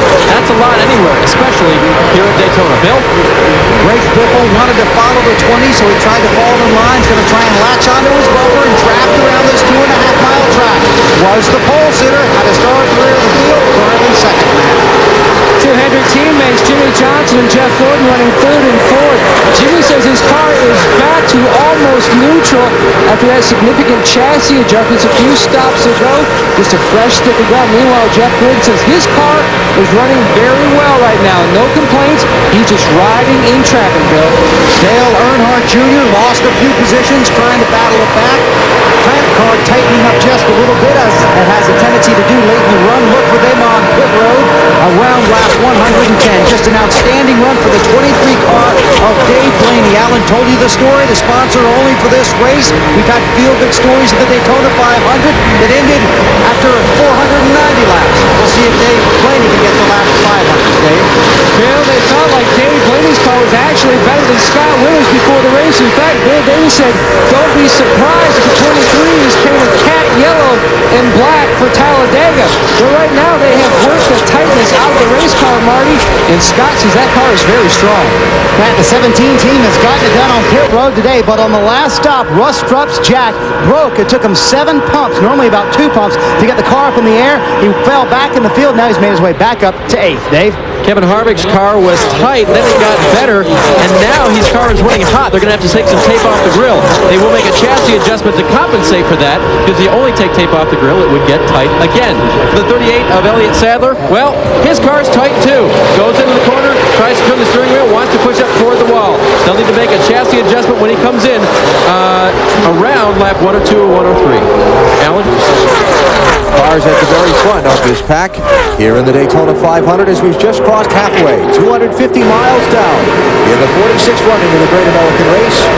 And the leader is halfway as no one the last 11. 3 wide. And Biffle pushed to something off turn 2 and allowed all those cars to get such a terrific run on him. Here comes Blaney. Trying to get late on this set of tires. They'll be making a pit stop here in a couple of laps, according to Dave Burns. Yep. So Biffle loses 2nd, 3rd, 4th, and slides back in line 5th, just ahead of Dave Blaney. You know, it's funny, earlier in the race, or earlier in the week, a lot of talk about teammates working together. We see Jeff Gordon and Jimmie Johnson lined up nose to tail there. Michael Waltrip, while he was in the race, wasn't really able to get up and work with Dale Earnhardt Jr., but Tony Stewart and Jr. have seemed like very good partners throughout this day, even though they don't race for the same team. Well, they were teammates in the 24-hour race 2 Sundays ago, and I think that those guys are pretty doggone special relationship with each other, don't you think, Bill? Absolutely. In fact, it's so special, especially on the track today, Benny, that Earnhardt was going to stay out till lap 111. Stewart could not run that long. The 8 will pit with the 20. It's the only car they can run with. 3rd place, driver 8, trying to get around Jeff Gordon in the 24. Boy, Jeff's got no help. He's hung out to dry, as we talk about. He's probably going to get passed by all of these cars until somebody comes up behind him. I want you to keep an eye on the 97 car toward the end of that group. Next to last car on the inside, Kurt. He was 2 laps down. Remember earlier, he and Dale Earnhardt Jr. clanged off each other, and Kurt had to make a green flag pit stop for repairs. He made up one of those 2 laps on the racetrack. He's now the first car 1 lap down. Obviously, he's as fast as the leaders. If he can get back on the lead lap, he could be in the hunt for this win. And we wind this thing down to the checkered flag. 109. I'd rather let's do 109 with the 48 and the 24. Right on, Bart.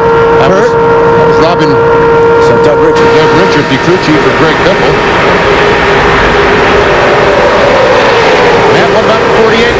VP moments ago, Brad Parrott was down, climbed atop the Lowe's pit box and was talking to Chad Canals. Chad really wanted to come on lap 107, made a deal to come on lap 109 with Biffle. That's the plan, at least. Right now we see some hands out the window. There's Dale Jr. throwing his hand out the window. I'm not sure what he was telling Greg Biffle, but My guess is he was telling me I was going to make a pit stop. I'm going to make a pit stop. Don't run over me. Remember the last time they pitted under green. Tony Stewart passed Dale Jr. on the slowdown to the pit lane. Let's see what happens this time. Stewart, Jr., Biffle. 55 miles an hour is the pit lane speed limit by that cone. And some others following them in, including Bobby Labonte, Dale Jarrett, and Ricky Craven. Dave? Crew Chief Greg Zipadelli asked Tony if he needed anything. Tony said, no, just give me the 4 tires of the fuel. They will send him back out with friends who came in with him. Bill? It'll be 4 tires for Dale Earnhardt Jr. They'll fill it full of fuel. Again, he wanted to pit with the 20. The 16 latched on with that, so the 16, which was talking about coming with a 24, and the 48 came with the 20 and the 8. Tony got out a lot quicker than the 8 car of Dale Jr. and Biffle, so they may be able to catch him. So now the lead of the race in the hands of Jimmie Johnson. He's coming to the start-finish line as these cars just leave the pit lane. They're trying to get these restricted engines up to full song. Here comes the leader there, 48 car of Johnson. And it takes forever. Seems like it takes forever to get, especially when you look up in the mirror and see the leaders coming to full speed. If you're new to NASCAR, they put a plate between the carburetor and the manifold to restrict the amount of air that goes into these engines in order to control speeds. Otherwise, the cars would probably be doing about 230 miles an hour, and they just fly up into the air too easily. It creates a very unsafe condition. And Michael Waltrip only turned over, 3 times on the backstretch? Unrestricted, did it only turned over 30 times.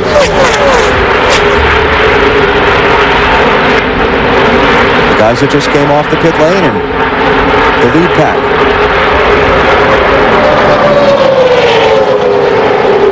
Let's open up the Home Depot Virtual Garage. We talk about the restricted engine package and the high speeds here at Daytona. That makes something we call drafting king.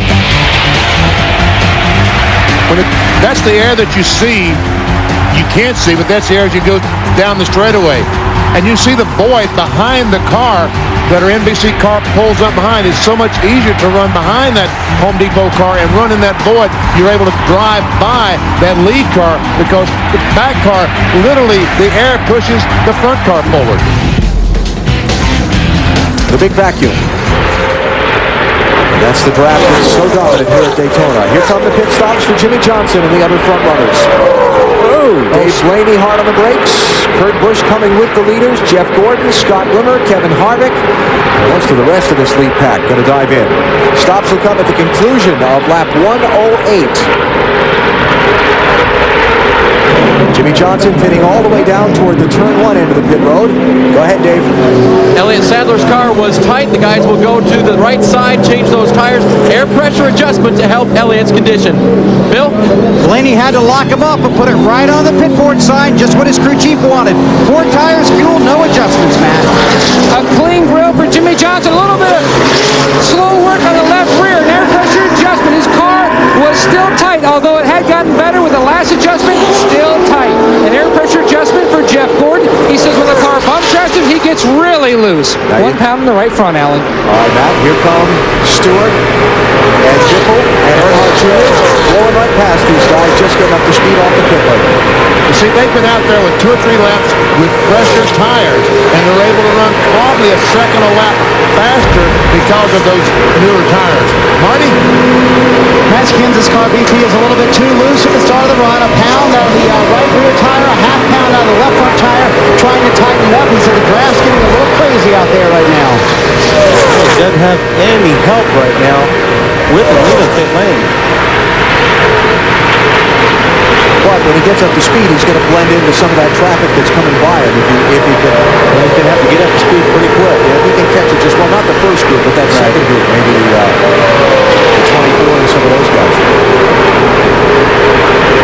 So John Andretti is now the leader of the Daytona 500, having not made a pit stop yet. Then Jeremy Mayfield, who is not pitted. And then they get back around to Tony Stewart. And these guys need just to stay in line. Yeah. Just stay in line, 3-car draft. There's nobody real close to them. They're going fast right now. As soon as these guys start racing each other, that group behind them is going to catch them. John Andretti has just been on and off pit road in the 1 car. Now here comes Jeremy Mayfield to the pit lane for his stop. And that'll turn the race lead back into the hands of Tony Stewart. Here's Mayfield's stop, Dave. And Jeremy's been working most all day, guys. That left front, they replaced a whole side of the car, the front of that nose. And then they were thinking about replacing the right front as well, but they've basically been trying to massage that all day. They'll make another 4-tire stop here, get Jeremy on his way. Mayfield's got that same problem we were talking about Kenseth having. He's a Lone Ranger right now. And these guys are around about the same time there, BP. Stewart, 47.8, and then Gordon in that second pack, 47.8. Yeah, so it's a huge gap of about 100 yards between the two groups. You're right. Well, if those three guys will stay in line, have another great pit stop, and they can decide the Daytona 500 amongst the three of them and not let these other guys back in the race. Hey, Benny, that might be a problem for the 16. He has to continually move that car just a little bit out of the draft. He needs to get air into the engine compartment. Continues to run hot. Remember, while we talked earlier in the race, he saw 250 as a temperature. It gets hot if he tucks in for too long. And you're right, Bill. If he does have to do that, and he keeps breaking that draft, so it's not really, really tight, that will cause them to go slower. And we're watching it right now. He's weaving back and forth to try to get some air in that radiator to cool that car off. Coming up on 300 miles in the Daytona 500, Tony Stewart, Greg Biffle, Dale Earnhardt Jr. make up the lead draft. Stewart's guys getting the job done on their pit stop, holding on to the top spot in the Great American Race.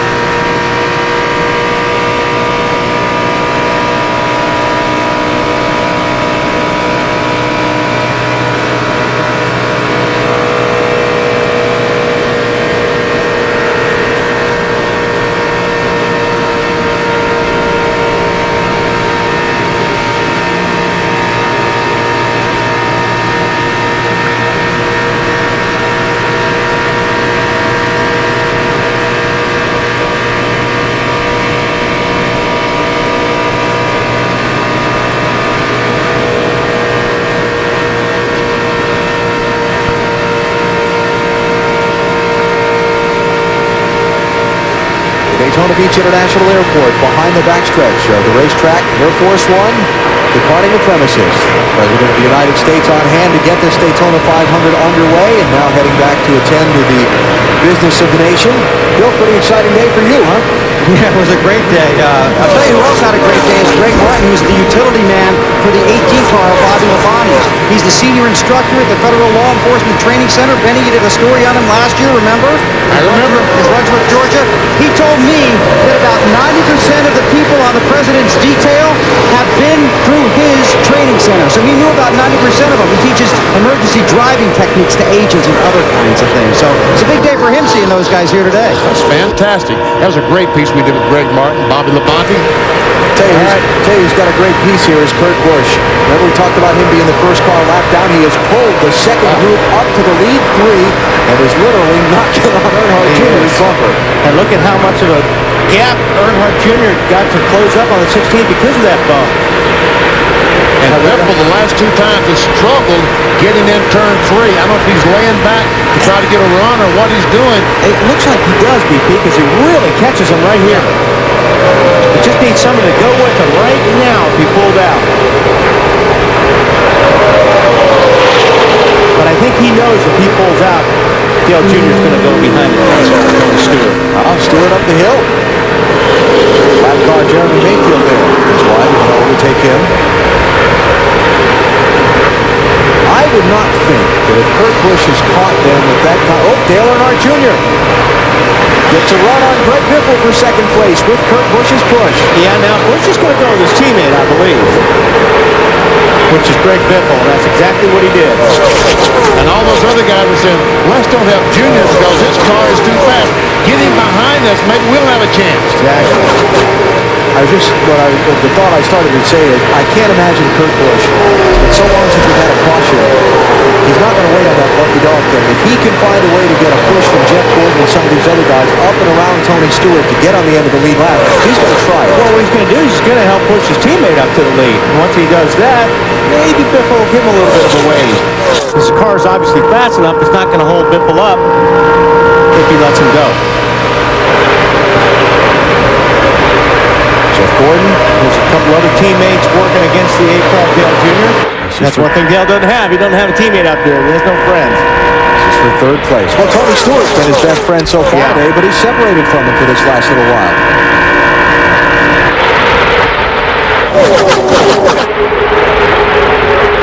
Boy, they're all lined up against Dale Jr. on the outside.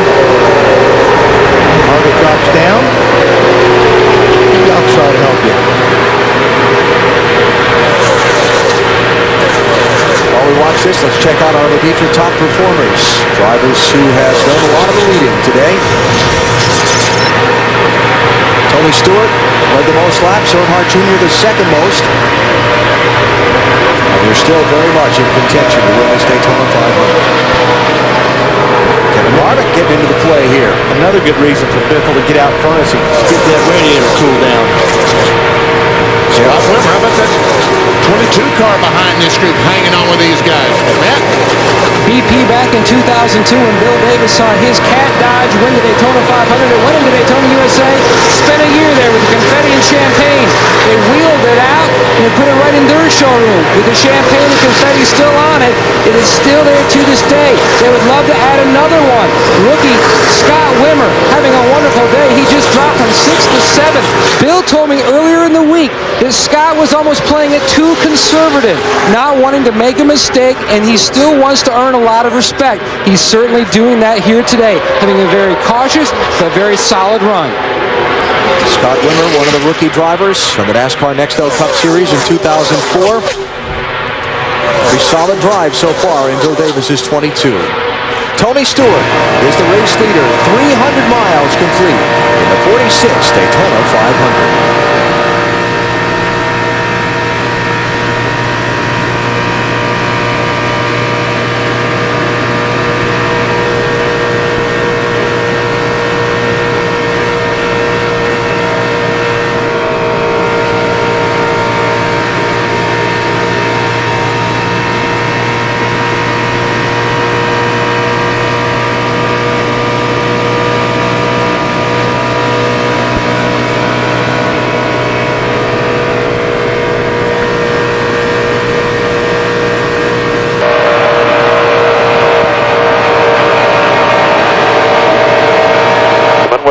Coming with you. Outside. Outside, you're clear. You're clear. All clear. He's clear behind you too. Single file.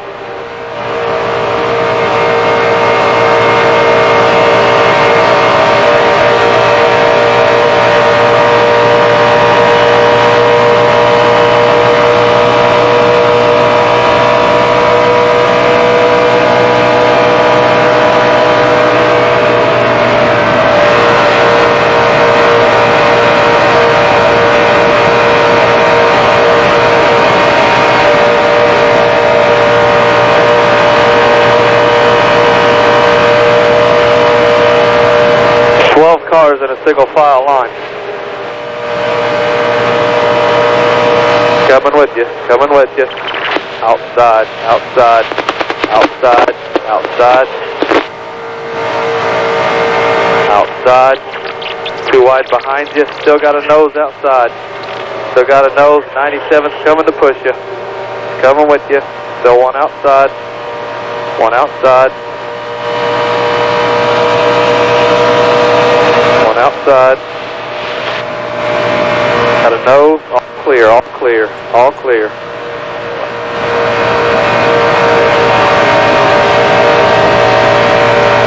Clear.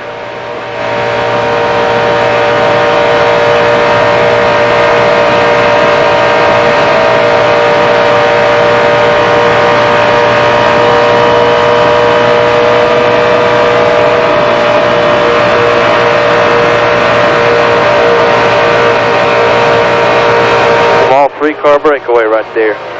Be 75 to go this time by.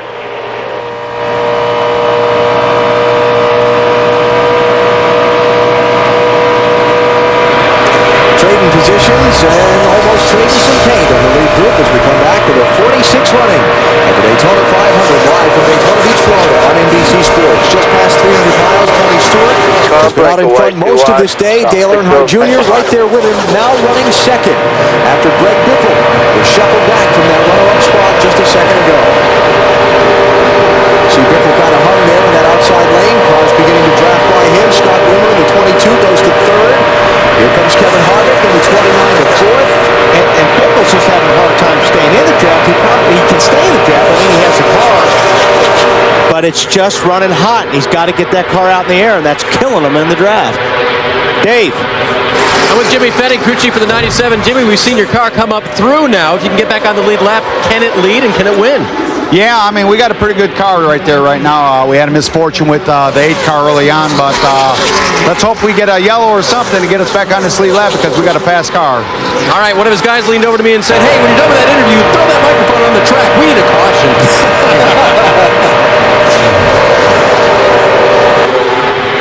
NASCAR just issued a blocking warning to Tony Stewart a couple of laps ago. And we'll show you why. Greg Biffle got a little run at Stewart for the race lead off the start-finish line tri-oval, and wow, got a heck of a run. And that's the move he was trying to work up to. He wanted to pass him in the tri-oval, then he got out of line, Tony wouldn't let him by, and then he started losing spots. There's that 97 with Kurt Busch. You just heard from his crew chief Jimmie Fettig there, running the first car one lap down. Unfortunately, in 20th place. Oh, car is fast. Been a while since we had a caution. Last one was at lap 72. For that big mess in the back straightaway. Here comes Wimmer. Let's don't forget about that 22 car. You're talking about blocking and NASCAR issuing a warning. It's a very, very fine line between putting a successful defensive position on someone and blocking them and causing a wreck. Okay. And that, well, I mean, you know, from a driver's perspective, it's a very fine line, right? Well, it is, but you know, that's one of those things that you just have to do here as a driver is you have to drive in your mirror as much as you do at the windshield because of the type of racing you have. And what you're saying is you don't want to get into situations where you put on a block and put the guy up in the wall when you do that. So, yeah, you're right. It is a fine line, but you have to do it.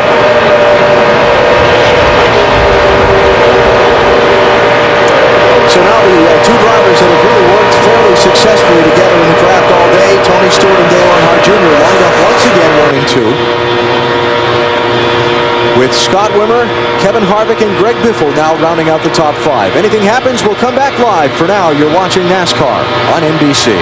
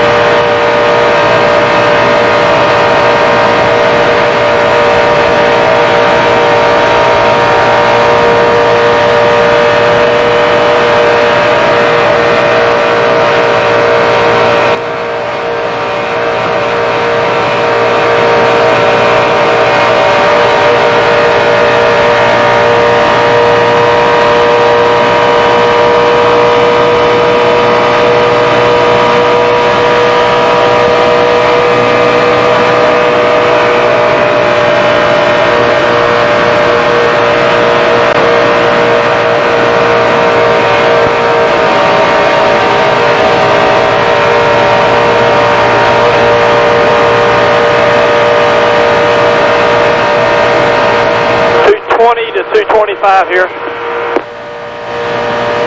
Yeah, it should be plenty good. You're going to have a pretty slow in there in 2 right now.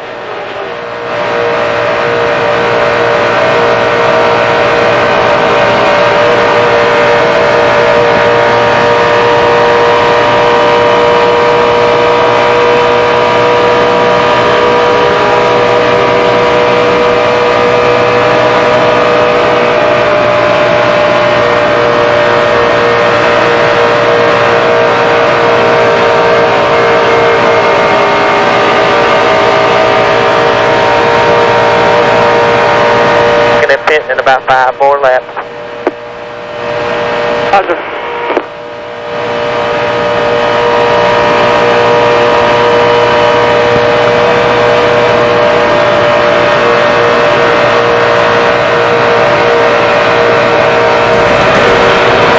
Laps to go in the 2004 running of the Daytona 500. Tony Stewart leading Dale Earnhardt Jr., Scott Wimmer, Kevin Harvick, and Greg Biffle. None of those drivers had ever won the Great American Race before. A couple things to update you on. Some drivers who were involved in earlier crashes have come back onto the track. Rusty Wallace, Scott Riggs, Derek Cope, Ryan Newman, and Sterling Marlin are all back in action, as is Jeff Green. Marlin, though, just been shown the black flag by NASCAR for not meeting the minimum speed requirement with his repaired car. And when I saw his car come down pit road, I realized he was not going to meet the minimum. All he was trying to do was just get a few more laps. What a day for Scott Wimmer running third now. Scott Wimmer, a rookie, but driving like a veteran and thinking like a veteran. He's managing his race. Talking to crew chief Frank Stoddard, they're expecting a pit around lap 140. Frank said, "What changes do you want?" Scott said, "I'm afraid to really mess with it. Let's not change anything." But he knows he has one more stop after the one at lap 140, just in case he does need to make an adjustment. Meanwhile, Jeff Gordon and the 48 of Jimmie Johnson, they were both in the top 5 about 25 laps ago. They both were dropped out, kicked back. Gordon trying to work his way back to the front. Jimmie Johnson, he's working on a tight race car right now. And you know, as Matt said, it's one thing too, when you come in, especially when you're a rookie, when you come in, you don't want to change too much on that race car because you don't want to lose the guys you came in with. You don't want to take any more extra time in the pits just in case something goes wrong, you lose that group. The second group headed by Greg Biffle, falling a little bit behind the front 3. A couple of seconds now, the front 4, excuse me. How about the Coca-Cola family of drivers? Faring reasonably well today. 5 in the top 13. Haven't talked a lot about Dale Jarrett and Bobby Labonte, but they are among the 19 drivers on the lead lap. Kyle Petty and Kurt Busch in the top 20 as well. Of course, Michael Waltrip involved in that frightening crash earlier, though he is fine. And Jeff Burton with an early engine failure put him out of the Daytona 500. The car of Johnny Sauter, one of the running wounded around here, trying to just stay out there and make some laps for some next Cup points.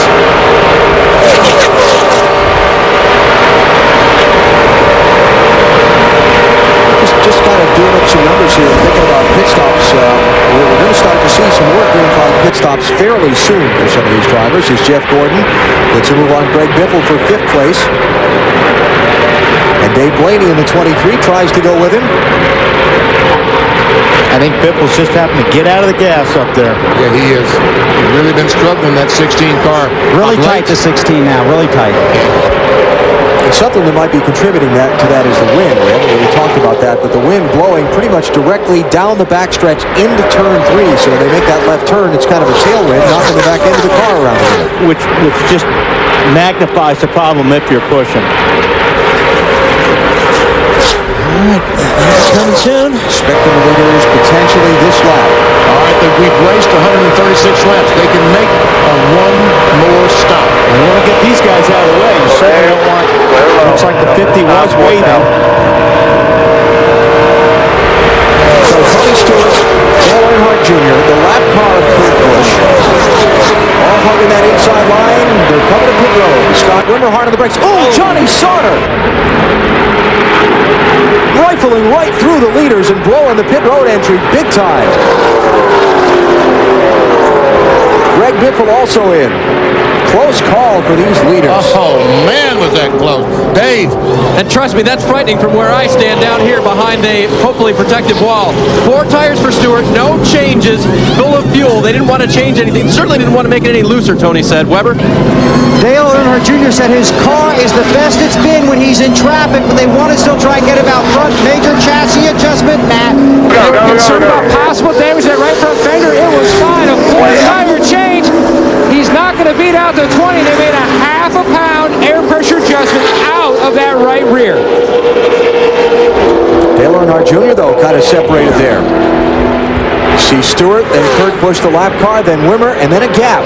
Back to Dale Jr. Here's Jeff Gordon on pit road, Dave Blaney, Kevin Harvick, Joe Nemechek now among the lead group. In the Army car.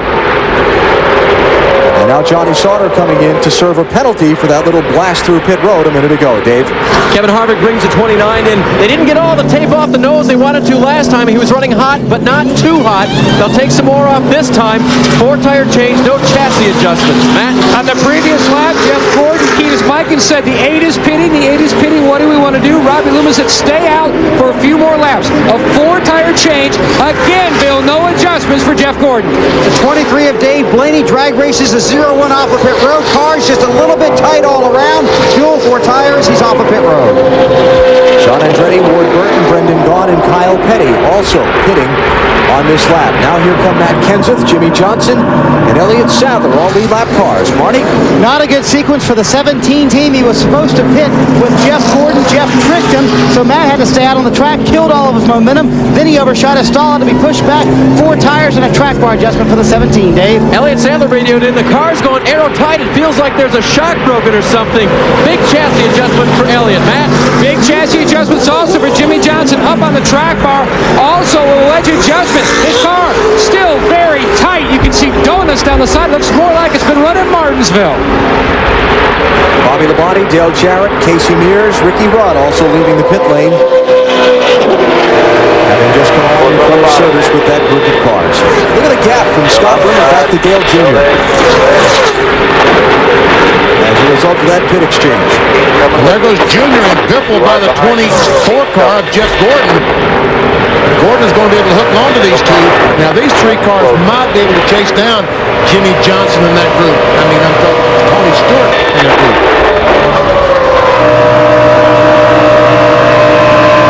So the lead is going to go back to Tony Stewart here as these pit stops cycle around. Kyle Petty has just come in to serve a penalty. Dave? Well, now I don't know what happened. He came in the pit stall and he went right back out on Kyle Petty. His car's been good all day, guys. My notes all the way down the list. Reads no changes to the chassis all day long, and apparently there'll be a penalty because he took that gas can with him. Yeah, he had put it on the previous lap and apparently took some equipment out of the box, and that's a penalty. So Kyle's just come in and served it, and that's going to hurt. A stop and go is a huge penalty when you have to come in at 55 miles per hour, stop, and then take off again, and still stay 55 miles per hour. So through a round of green flag pit stops for the lead lap cars, it spread the front pack out a little bit, but as we saw last time this happened, the second group was able to draft up and catch the first and make it about a 10-11 car race for the lead once again. Yeah, I think a lot of the reason because of that the last time was because Biffle could not stay tight in line because he was trying to pull that car off. But we'll see what happens with the second group. It's got maybe some more cars in it. Bill? Part of the problem with Greg Biffle, he had an equalized left front tire and didn't know it. Oh, man. Let's see. Junior the last time by was about 0.3 of a second faster than his 3 cars in front. So it looks like Dale Earnhardt Jr., the 8, the 16 of Biffle, and the 24 of Gordon will be able to chase them down.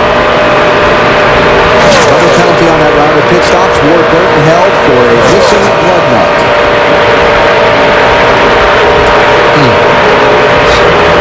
Costly everything, which dropped him back to 19th place.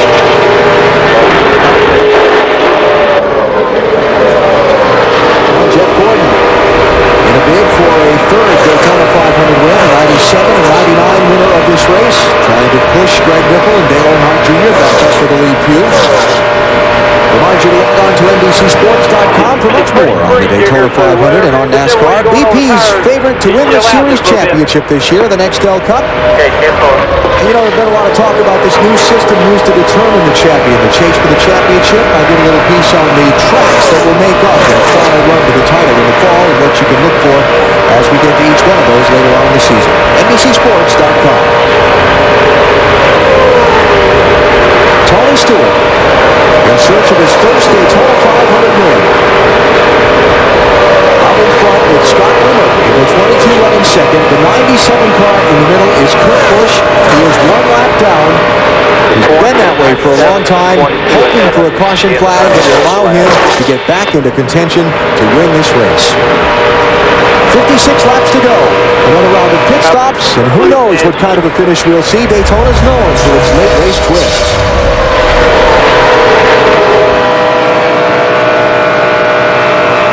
Be a slow when you're going to be catching off 4.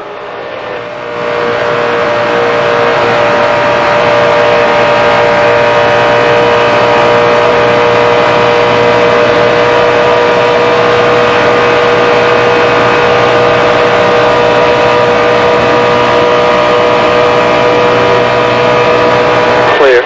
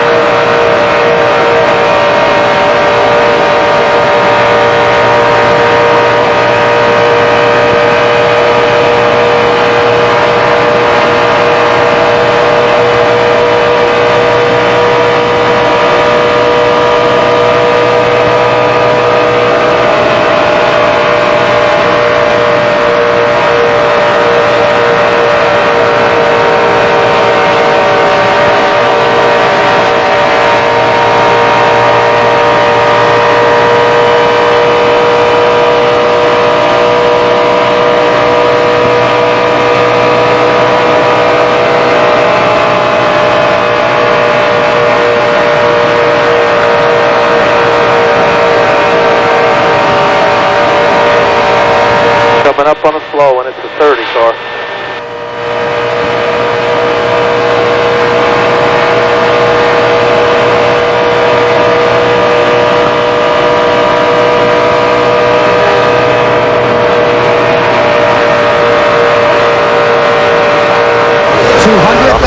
People here at the Daytona International Speedway watching the 46th running of the Daytona 500 with Tony Stewart still in the lead. Dale Earnhardt Jr. fighting a handling problem. His car is suddenly 2-3. Still there. The fans have gotten their money's worth so far. By the way, if all the hot dogs they sold today and put them end to end, they would circle this 2.5-mile track. That's good. They wash it down with about 7,000 gallons worth of soft drinks. Concession stands are busy, and these guys are busy in the car. Tony Stewart trying to hold him off. One more pit stop as we stay green. It will be very interesting to see what happens there. Gorgeous afternoon in Florida for the Daytona 500. Back upstairs to Alan, Wally, and Benny. Hey, Bill. Yes, sir. Is there any kind of talk about maybe 2 tires on this last stop? You gave it away, BP. Yep. Guys are starting to talk about 2 tires. They've seen how they work on some of the other cars. Depending on where you are and how your car is handling, these tires that some guys were complaining about earlier, you might just want 2 of them. Let's see what happens. Well, I don't know, Wally. Asking these left sides to run 60-something miles per hour. That is asking if you're desperate, or you got nothing else to lose, go for it. Sorry, Dave. Oh, thank you, Wally. I was waiting for the throw from you. No, not from BP this time. Hey, guys, there's a whole list of reasons why it's good that Tony Stewart continues to lead. I mean, one, everything, all the action, if there was in the track, will happen behind him. Secondly, if his car was running hot, they told him to watch his temperatures earlier. He's getting all the clean air. But you know, another one, Tony likes to concentrate, doesn't like distractions in his cockpit. Everything is taped down, and everyone is quiet because the spotter, no one really has to talk to him about cars around him. Still not anybody that's trying it inside or outside, so exactly. That's the key, is having somebody that will just run with you, that you don't have to be worrying about looking in your mirror and blocking and doing this and that. He's got 3 guys, 4 guys behind him. They're all content staying in the line right now, so it's a nice job.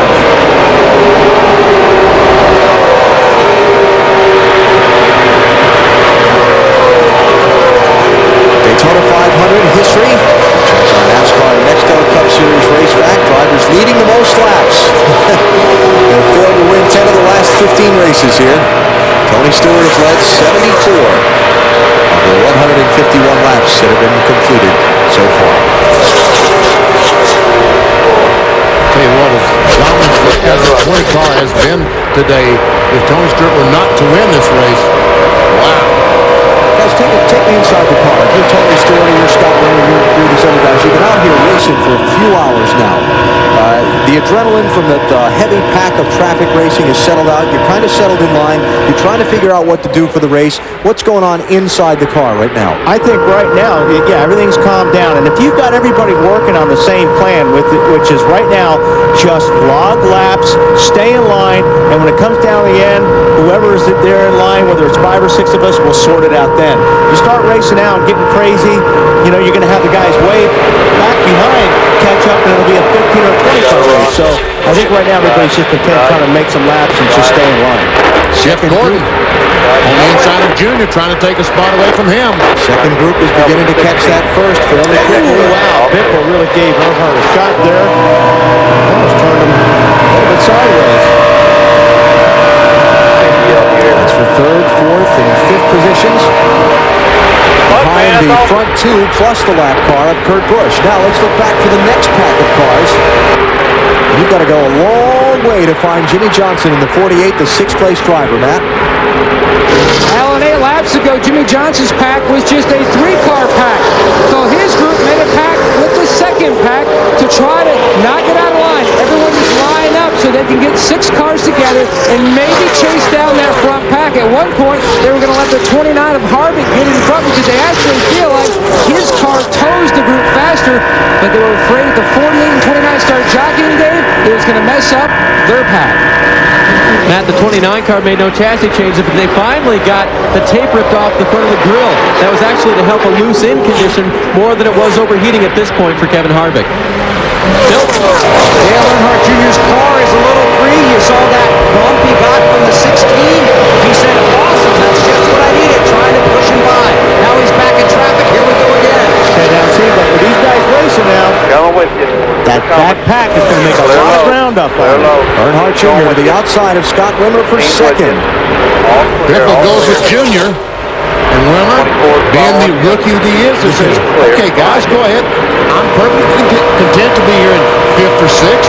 He has no friends with that yellow stripe on his back bumper that signifies he's a first-year driver. I've been telling all those rookies that yellow stripe means, hey, guys, I don't know what I'm doing. Don't follow me. Because very seldom do they follow those rookies. Now Earnhardt Jr. in 2nd, up behind Kurt Busch.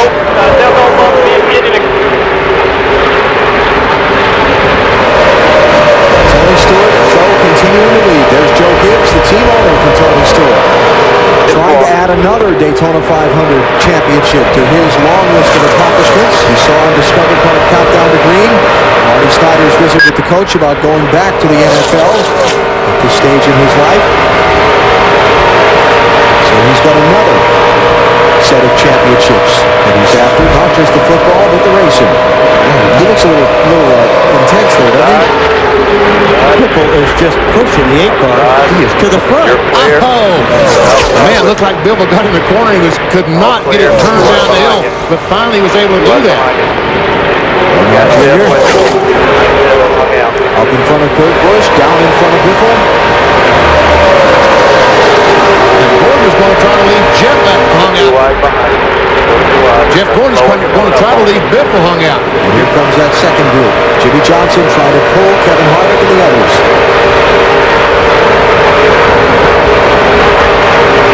Tell you, it'd be hard to walk away from that 97 car if I was looking for some drafting help because he's been awfully strong. Absolutely. And then you're not racing up for position. Yeah, that's it. At this point, Kurt Busch has everything to gain by working with somebody and nothing to lose. 45 laps to go in the Daytona 500. Just over 100 miles remaining in the Great American Race.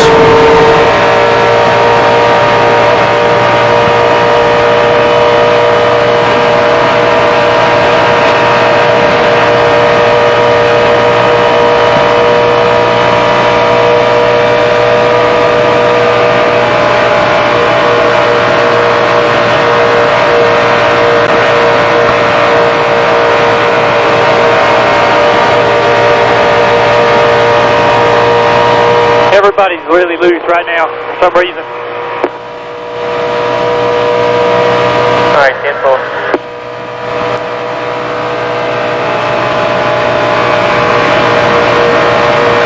I said that wind's really picked up a bunch here. I don't know if that's got anything to do with it.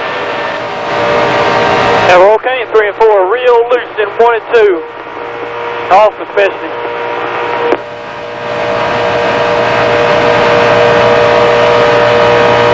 Straight down the backstretch from behind.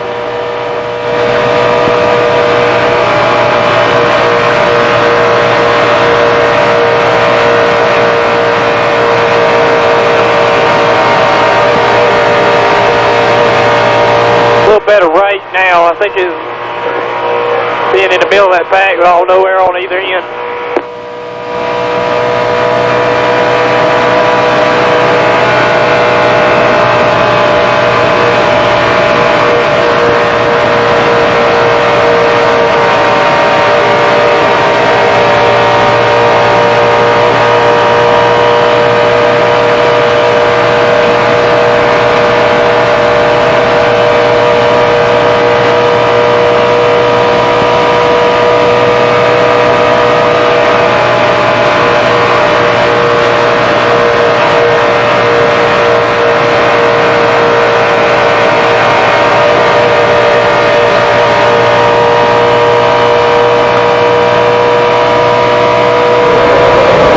Daytona 500, live on NBC Sports at the Daytona International Speedway, about to turn 400 miles long.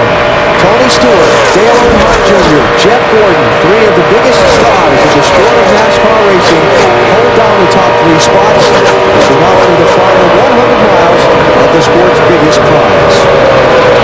The third car, the dark car, number 97, Kurt Busch, is as fast as these front 2 cars, but unfortunately he had to make an unscheduled stop earlier. He's still 1 lap down, 2.5 miles behind those 2 cars. There are 17 cars on the lead lap at this point. The field is broken off into 2 groups of drafting.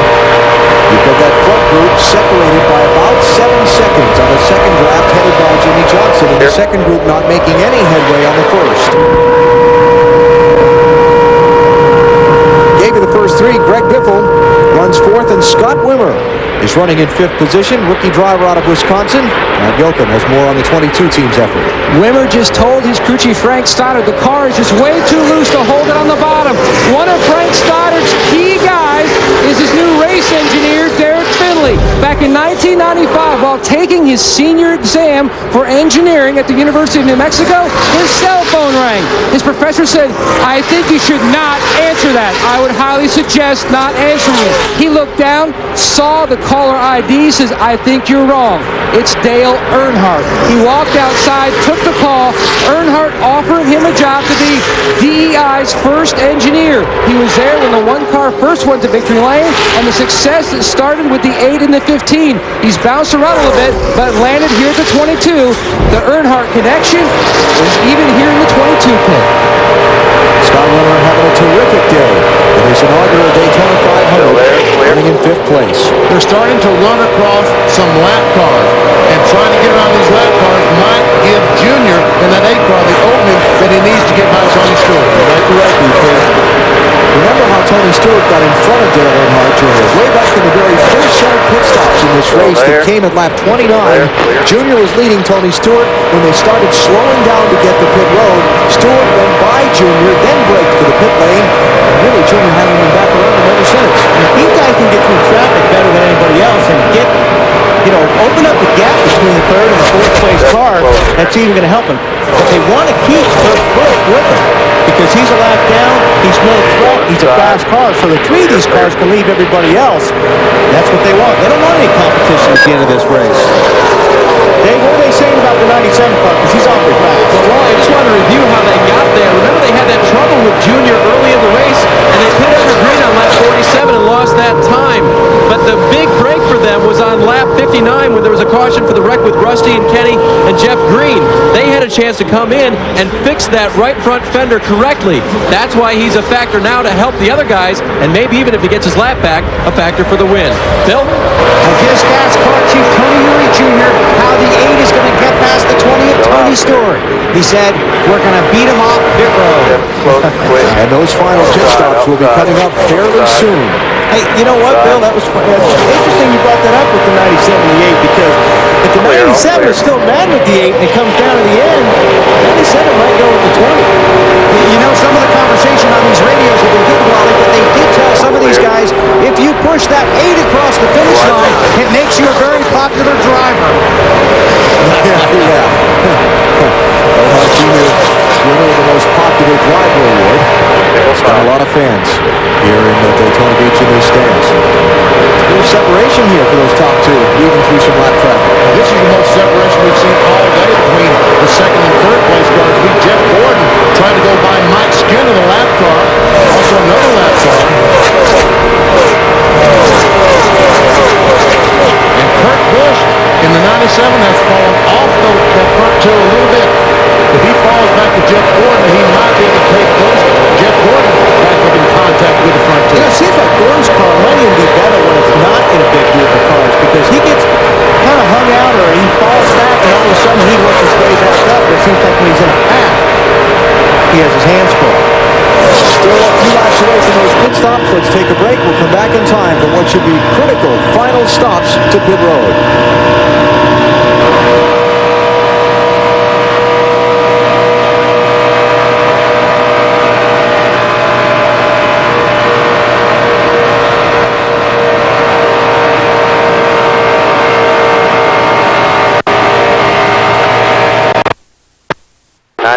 Coming back to you.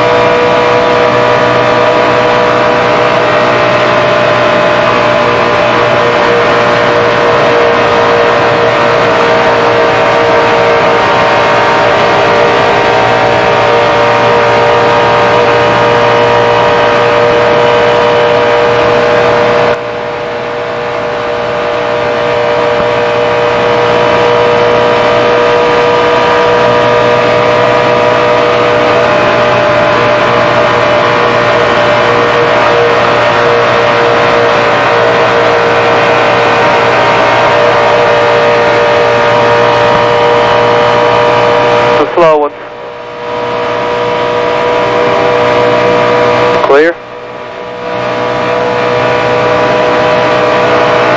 The slow one on the bottom.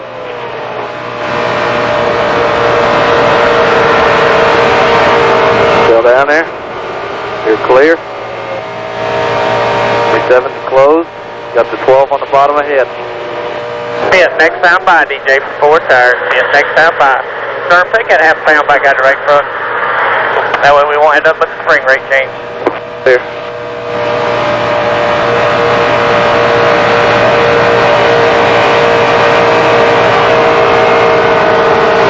this time for 4,000.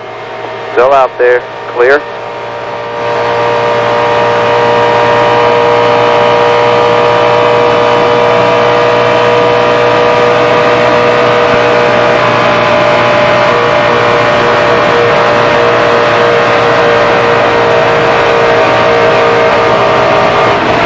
Back at Daytona International Speedway, here come the leaders to pit road.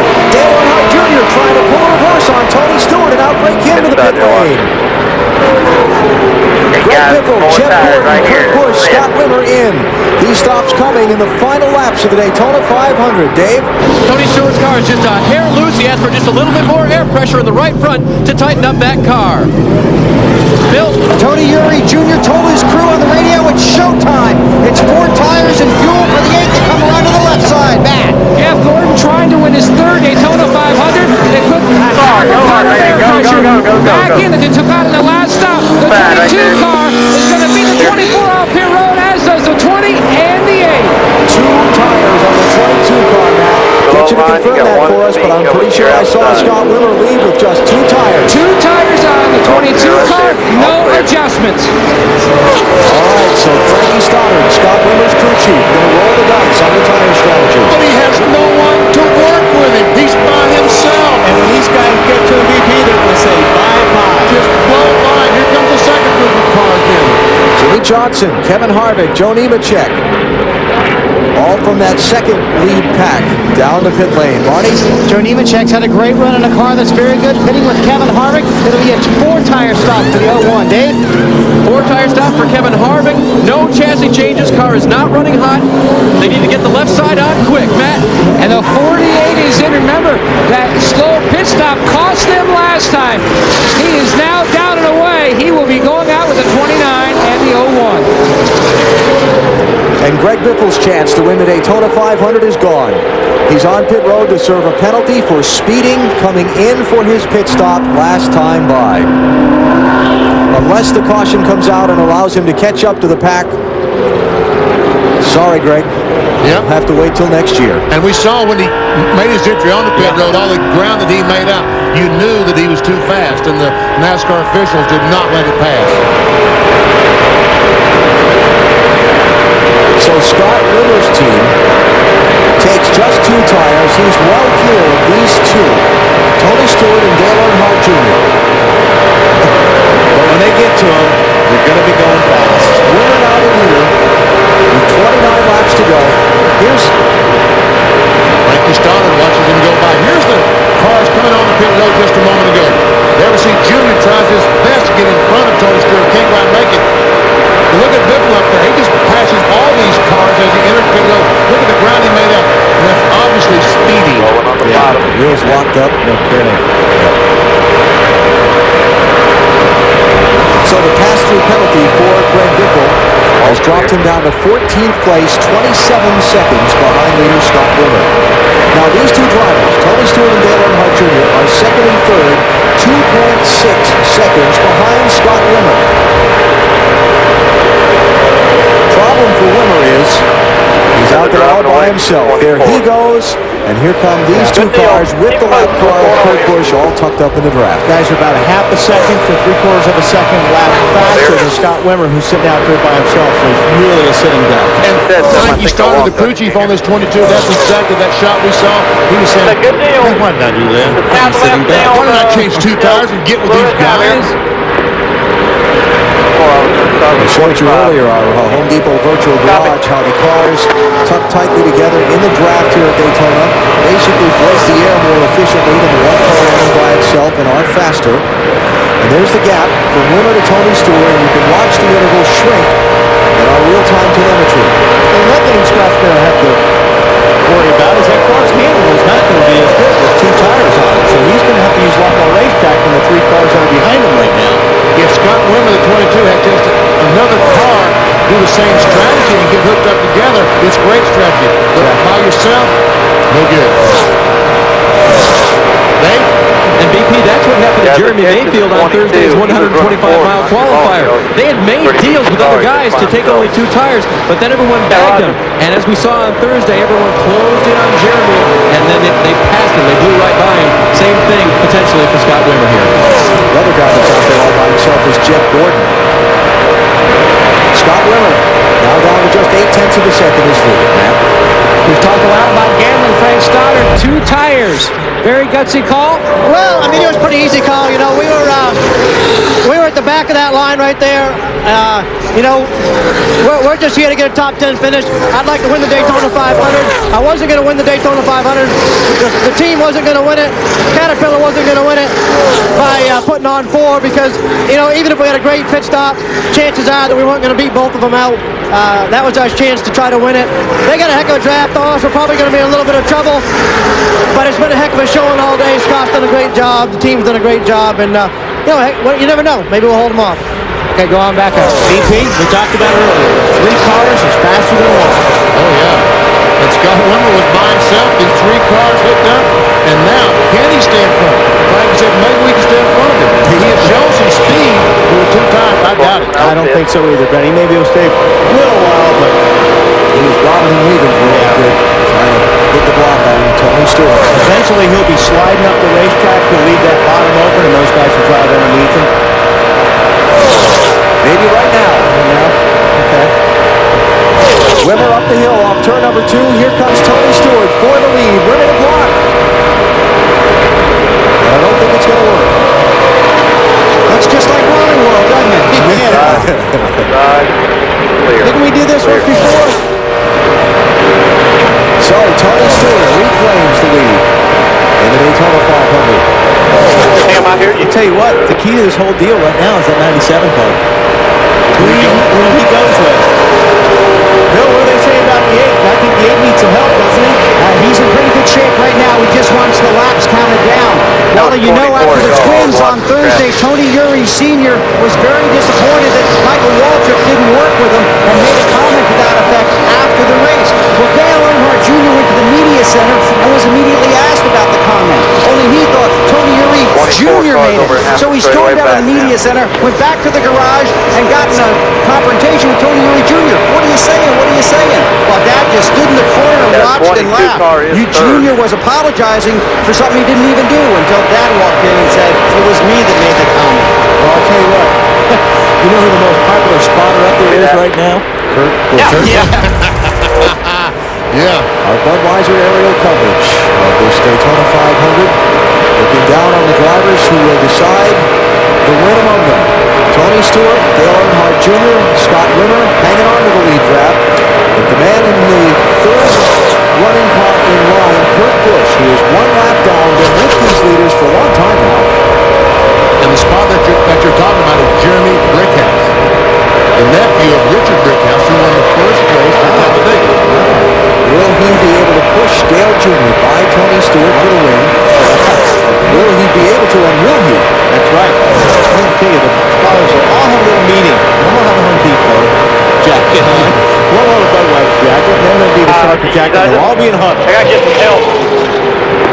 Spotters, of course, positioned high atop the grandstand, atop the towers here at Daytona to look and help their driver around the racetrack, spot trouble ahead, communicate back and forth with the driver. We are looking at Kurt Busch's spotter.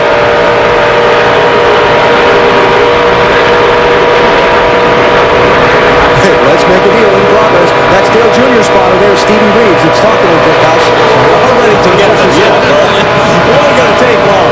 Hey guys, I'm with Jimmie Fennig down here on the pit box. You appear to be the key to this whole thing. Any great deals yet? You know who you're going to go with? Well, the 8 car wanted to come and ask for some help, but we also got to remember he's one guy who caused us 2 laps down, so I don't know, it's Kurt's shop out there. He's driving that car, we're not. Drivers and teams never forget, do they, Weber? Jimmie Fennig said you just paid him a visit. What were you talking about with Jimmie Fennig, Tony? A few jokes? Did you ask for a little help? I just went down and had a conversation with him, see how they felt about the end of the race. So, see what happens at the end. Okay. He's smiling now, but he wasn't when he came back from the 97. Not, Bill. Well, we're down to it. The final 50 miles of the Daytona 500. Next up to the main, no fuel necessary to make the finish. And the one thing you're talking about earlier about, well, it's popular to push Junior across, but I'll tell you what, you still got to face your crew guys. 20 to go. 97, man, that's the guy that put us 2 laps down. That's in a tough position right now. We're seeing the top 3 plus the lap car of Kurt Busch. Now look at the gap back to Jeff Gordon. The amount of time he lost in that last exchange. As a matter of fact, Jeff Gordon has fallen back all the way to this next group of Kevin Harvick and Jimmie Johnson. Matt? About 10 laps ago, Benny, Jeff Gordon came on the radio and said, I have to know who is coming, who is leading that pack, so I can be ready to block. Because that big pack will blow by me in a second if I'm not careful. He was hoping Skinner would jump in front and act kind of like a blocker to help push him. Kevin Harvick and his teammate Jimmie Johnson are in that pack. Let him try to hook up. As they're making tracks to the lead. Dale Earnhardt Jr. going for the lead of the Daytona 500. We'll see who 97 not wanting to give it up. 97, who's he going with? Going to go with Stewart. 22, and he's going with Stewart. Still out there. Still out there. I think he would. Still there. There's a hole right there. Hole right there. Junior could not quite make it. He's still trying. Look at this. Another one to the inside of Stewart. He might have him this time. There. You're clear. You're clear right there. Good job. You're clear. You're clear. You're clear. New leader of the 500 is Dale Earnhardt Jr. Need to go this time. Wow. And the fans are going nuts in Daytona. You know, someone told me a couple days ago, if this kid in the 8 car wins the Daytona 500, we might not be safe in this talent level. These fans will go ballistic. They'll rock the stands. They will rock the stands in Daytona. Okay, so now whose spot is trying to make a deal with Kurt Busch's? Now we know pretty much what's going to happen. Dave? They told Tony Stewart right before that, Kurt swears he's going to go with you. Now that was one opportunity, but I see at least another opportunity, guys, coming up where Kurt still has a chance to help the 20 a lot. Yes, you are right, Dave. Well, he tried, but it just, Junior was just enough to get around him. And a change for 4th place, Kevin Harvick, Jimmie Johnson. And now Joe Nemechek trying to drop by Jeff Gordon. Nemechek's going to get by. Okay, I'm sorry. Elliott Sadler behind Nemechek as well. And up front, Dale Earnhardt Jr. with a real gap between himself and Tony Stewart.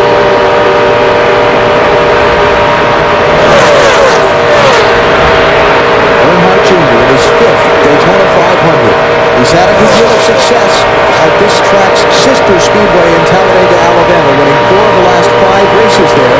But he's had troubles in this race. 13th second, then 29th and 36th. His last 2 500 finishes.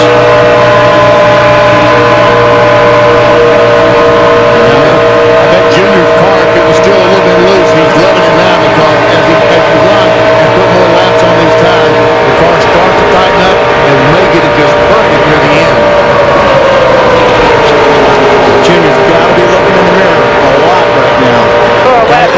Anticipate whatever move he thinks 20's going to make, because the 20's going to make the move. And he pretty much knows the 97's going to go with him now. That die has been cast. It'd just be interesting to see how long Tony waits, because I don't think he can wait till the last 2 or 3 laps. Oh, I don't think so either. You're going to have to do it. Yeah. If he's not under him coming to the white flag, it's going to be awfully hard to finish a pass in a lap. As evenly matched as these 2 cars have been all day. And we watched Happy Hour yesterday, and we watched Dale Earnhardt Jr. in this 8 car practice lap after lap, and we said he must not be happy. I talked to Tony Urias Sr. this morning, and why did you practice so much? Because the driver was not happy with the car. They finally put the car back chassis-wise like they raced it last year in the Daytona 500. And Jimmy said earlier in the show that every time you go out, it's different anyway. So I think they were trying to get as much information as they could to make the right adjustments. Tony Stewart has led nearly half of this Daytona 500, 97 laps. Yeah. Yeah, I just told the next 2 cars in front of you to get us the bottom. That's what I was doing. Sorry. See, and Stevie Reeves told us that he's not accustomed, told Bill and I, he's just not accustomed to someone like Junior on the radio.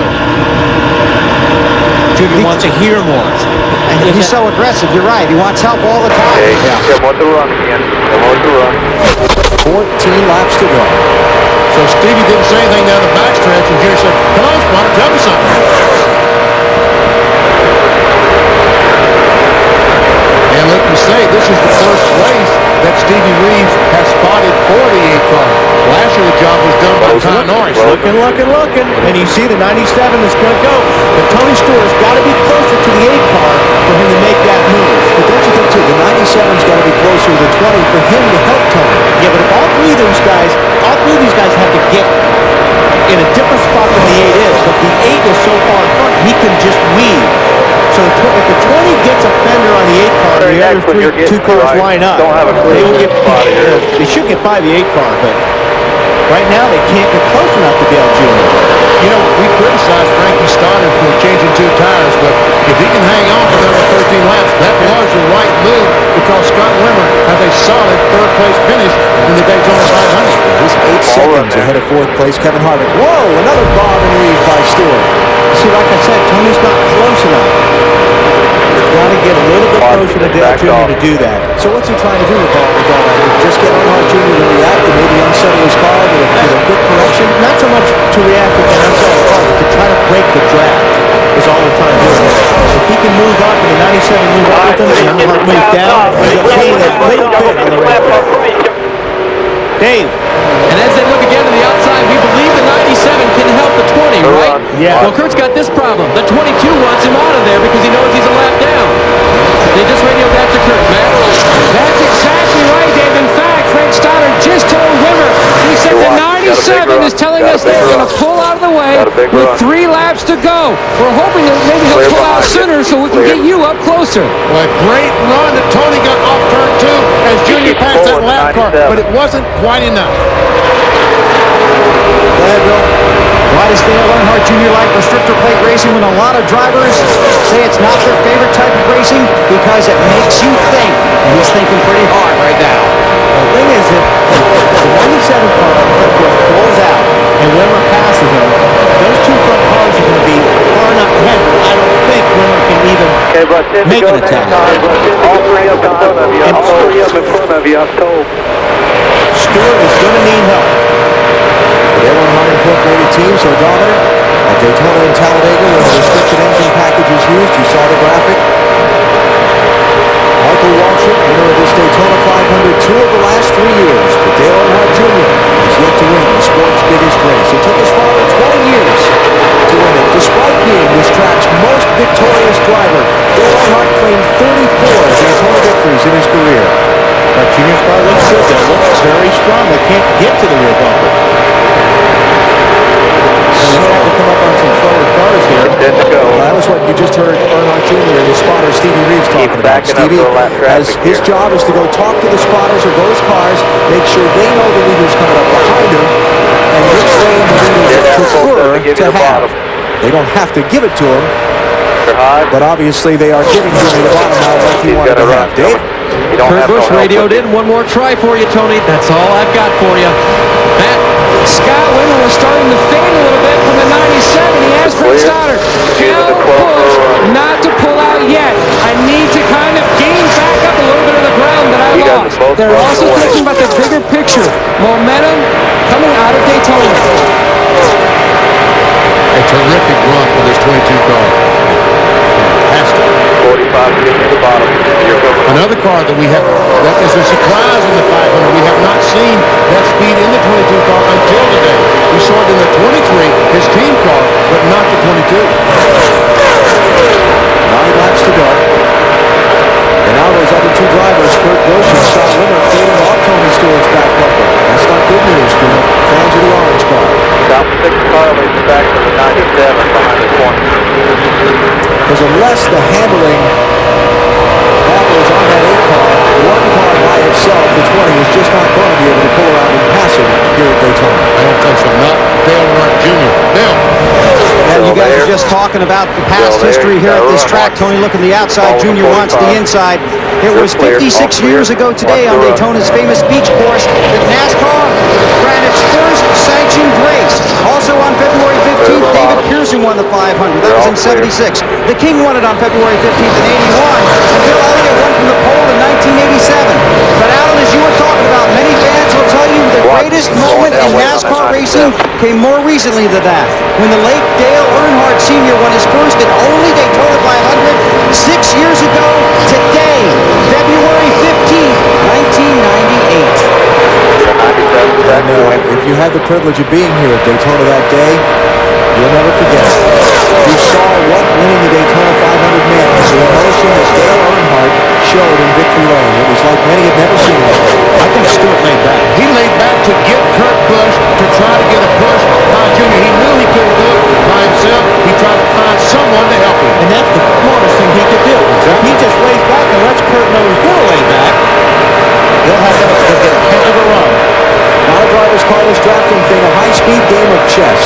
Strategy, moves, knowing which moves to make and when. And that's why Earnhardt Jr. keep asking Skeeny for that information, because if he sees the 20 laying back, he needs to lay back a little bit. And his dad, Dale Earnhardt, was the greatest of them. He saw a car backing up. He didn't back up to them, so they couldn't get that run. Junior might be doing the same thing. Tony Stewart so optimistic all week long.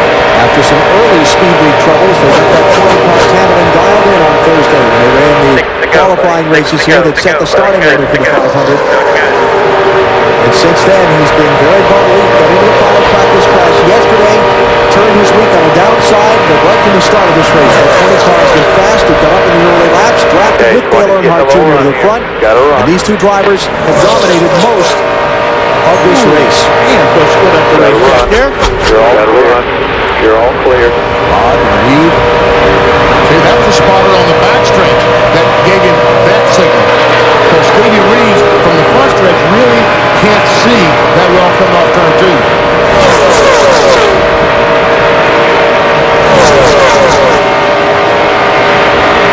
5 to go when they come to the start-finish line. That's frustrating for the guys behind Junior, and Junior's he's so antsy right now. He wants his thing to be Kind of draw back, so watch for him hanging back. And Tony's like, come on, he's waving. Let's go, come on, let's go. We need some help. What you saying, Dave? Well, I can't confirm that strategy that you've mentioned about falling back, but I can confirm that Tony on his own was doing everything that he could. Then he said, guys, that is all I've got. I'm giving it all I can. That was when he was running alone.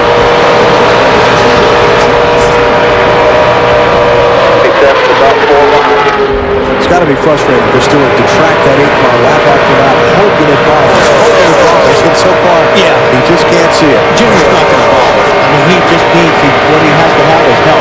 And he doesn't have those guys close enough to do it.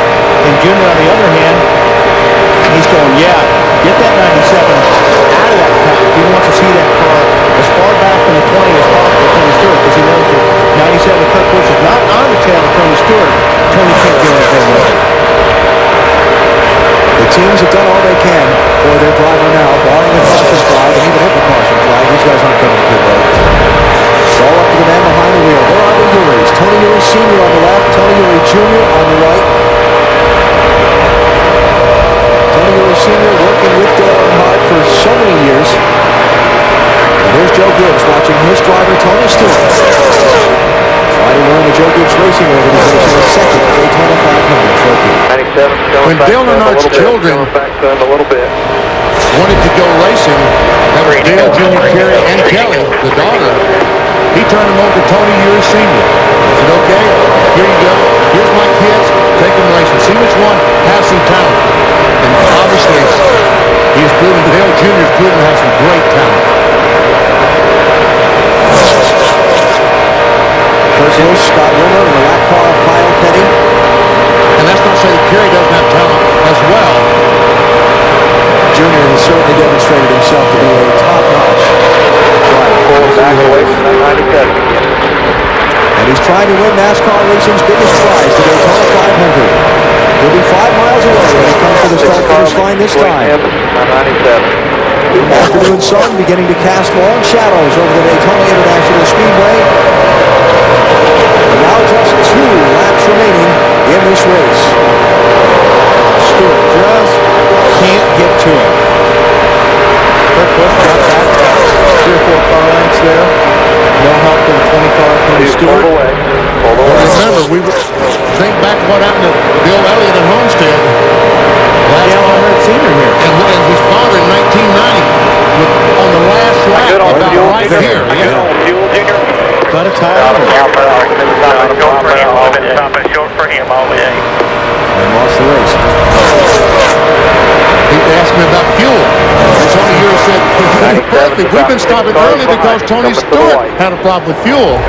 Fans come to their feet as Dale Earnhardt Jr. and Tony Stewart take the white flag. We're in the final lap of the Daytona 500.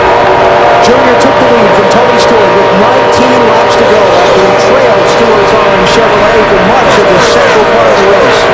Now he's got to hang on for 3/4 of a lap to earn a victory in the sport's biggest event. Stewart not close enough to make a move yet. It's all going to come down to whether Earnhardt has a bottle or a problem in his final third of the lap. You can't get emotional yet because you've got to get off turn 4 and back to the start-finish line. You can see it now. The legacy continues. Dale Earnhardt Jr. wins the 46th Daytona 500. Great run for Wimmer, too. Fantastic. Tony Stewart second, Scott Wimmer third, Kevin Harvick fourth, Jimmie Johnson fifth. For Dale Earnhardt Jr., his first victory in the 500 in his 5th try.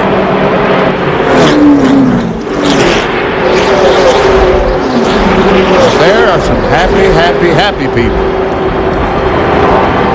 But none no happier than him. Oh, that's right. You can't overstate the months of preparation that go into running this one race. These teams take these cars to the wind tunnel, various engineering rigs like chassis dynamometers and 7 post rigs to test them, get them all dialed together for this one shot at getting their names inscribed on the Hartley World Trophy. And it's Dale Earnhardt Jr.'s who will be inscribed as the 2004 winner. Matt? A hug from Danny Earnhardt. Tony Eury Sr., it's the Daytona 500. This track is so meaningful for you and the Earnhardts. What does this mean to win it finally? I know what Big E went through all them years trying to win this race. We just won the Super Bowl of this NASCAR racing, and you don't believe how hard we worked to get here. We got to thank John Andretti, Slugger, Michael Waltrip, everybody. It's great. Tony, he is like your other son. This has to be special for you to help him win this dream. Yeah. These 2 kids I got here, Dale Jr. and Tony Jr., they both worked their guts out for this race team. We worked 14 hours a day, 7 days a week for the last month and a half to get here. Trying to build a car better than this car. We didn't think this car was going to be good enough to win this year. We just couldn't do it, so we rubbed on this one the week before we came. Worked the body shop to death and the fab shop to death, and Wayne, Mickey, and AJ, and Bruce, and everybody else there, and so they did it, man. You guys back home, we did it.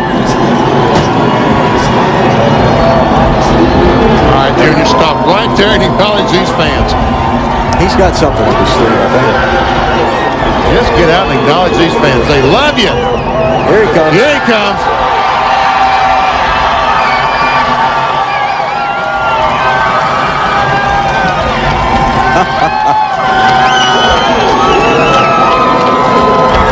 Get out of the way, photographers. Let me in there. You want to know what winning this race means to someone? Have a look.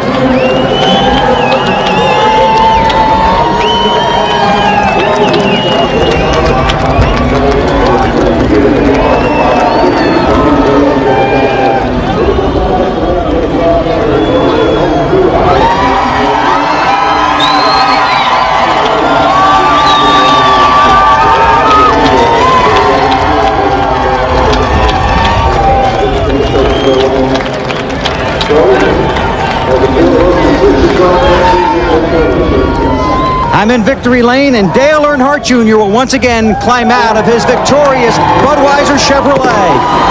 In the same victory lane where 6 years ago today, his father celebrated a win in the Great American Race, the only time his dad won that race. It took his father 20 tries. Junior is here as a kid. There's Tony Eury Sr., a big hug for his other son.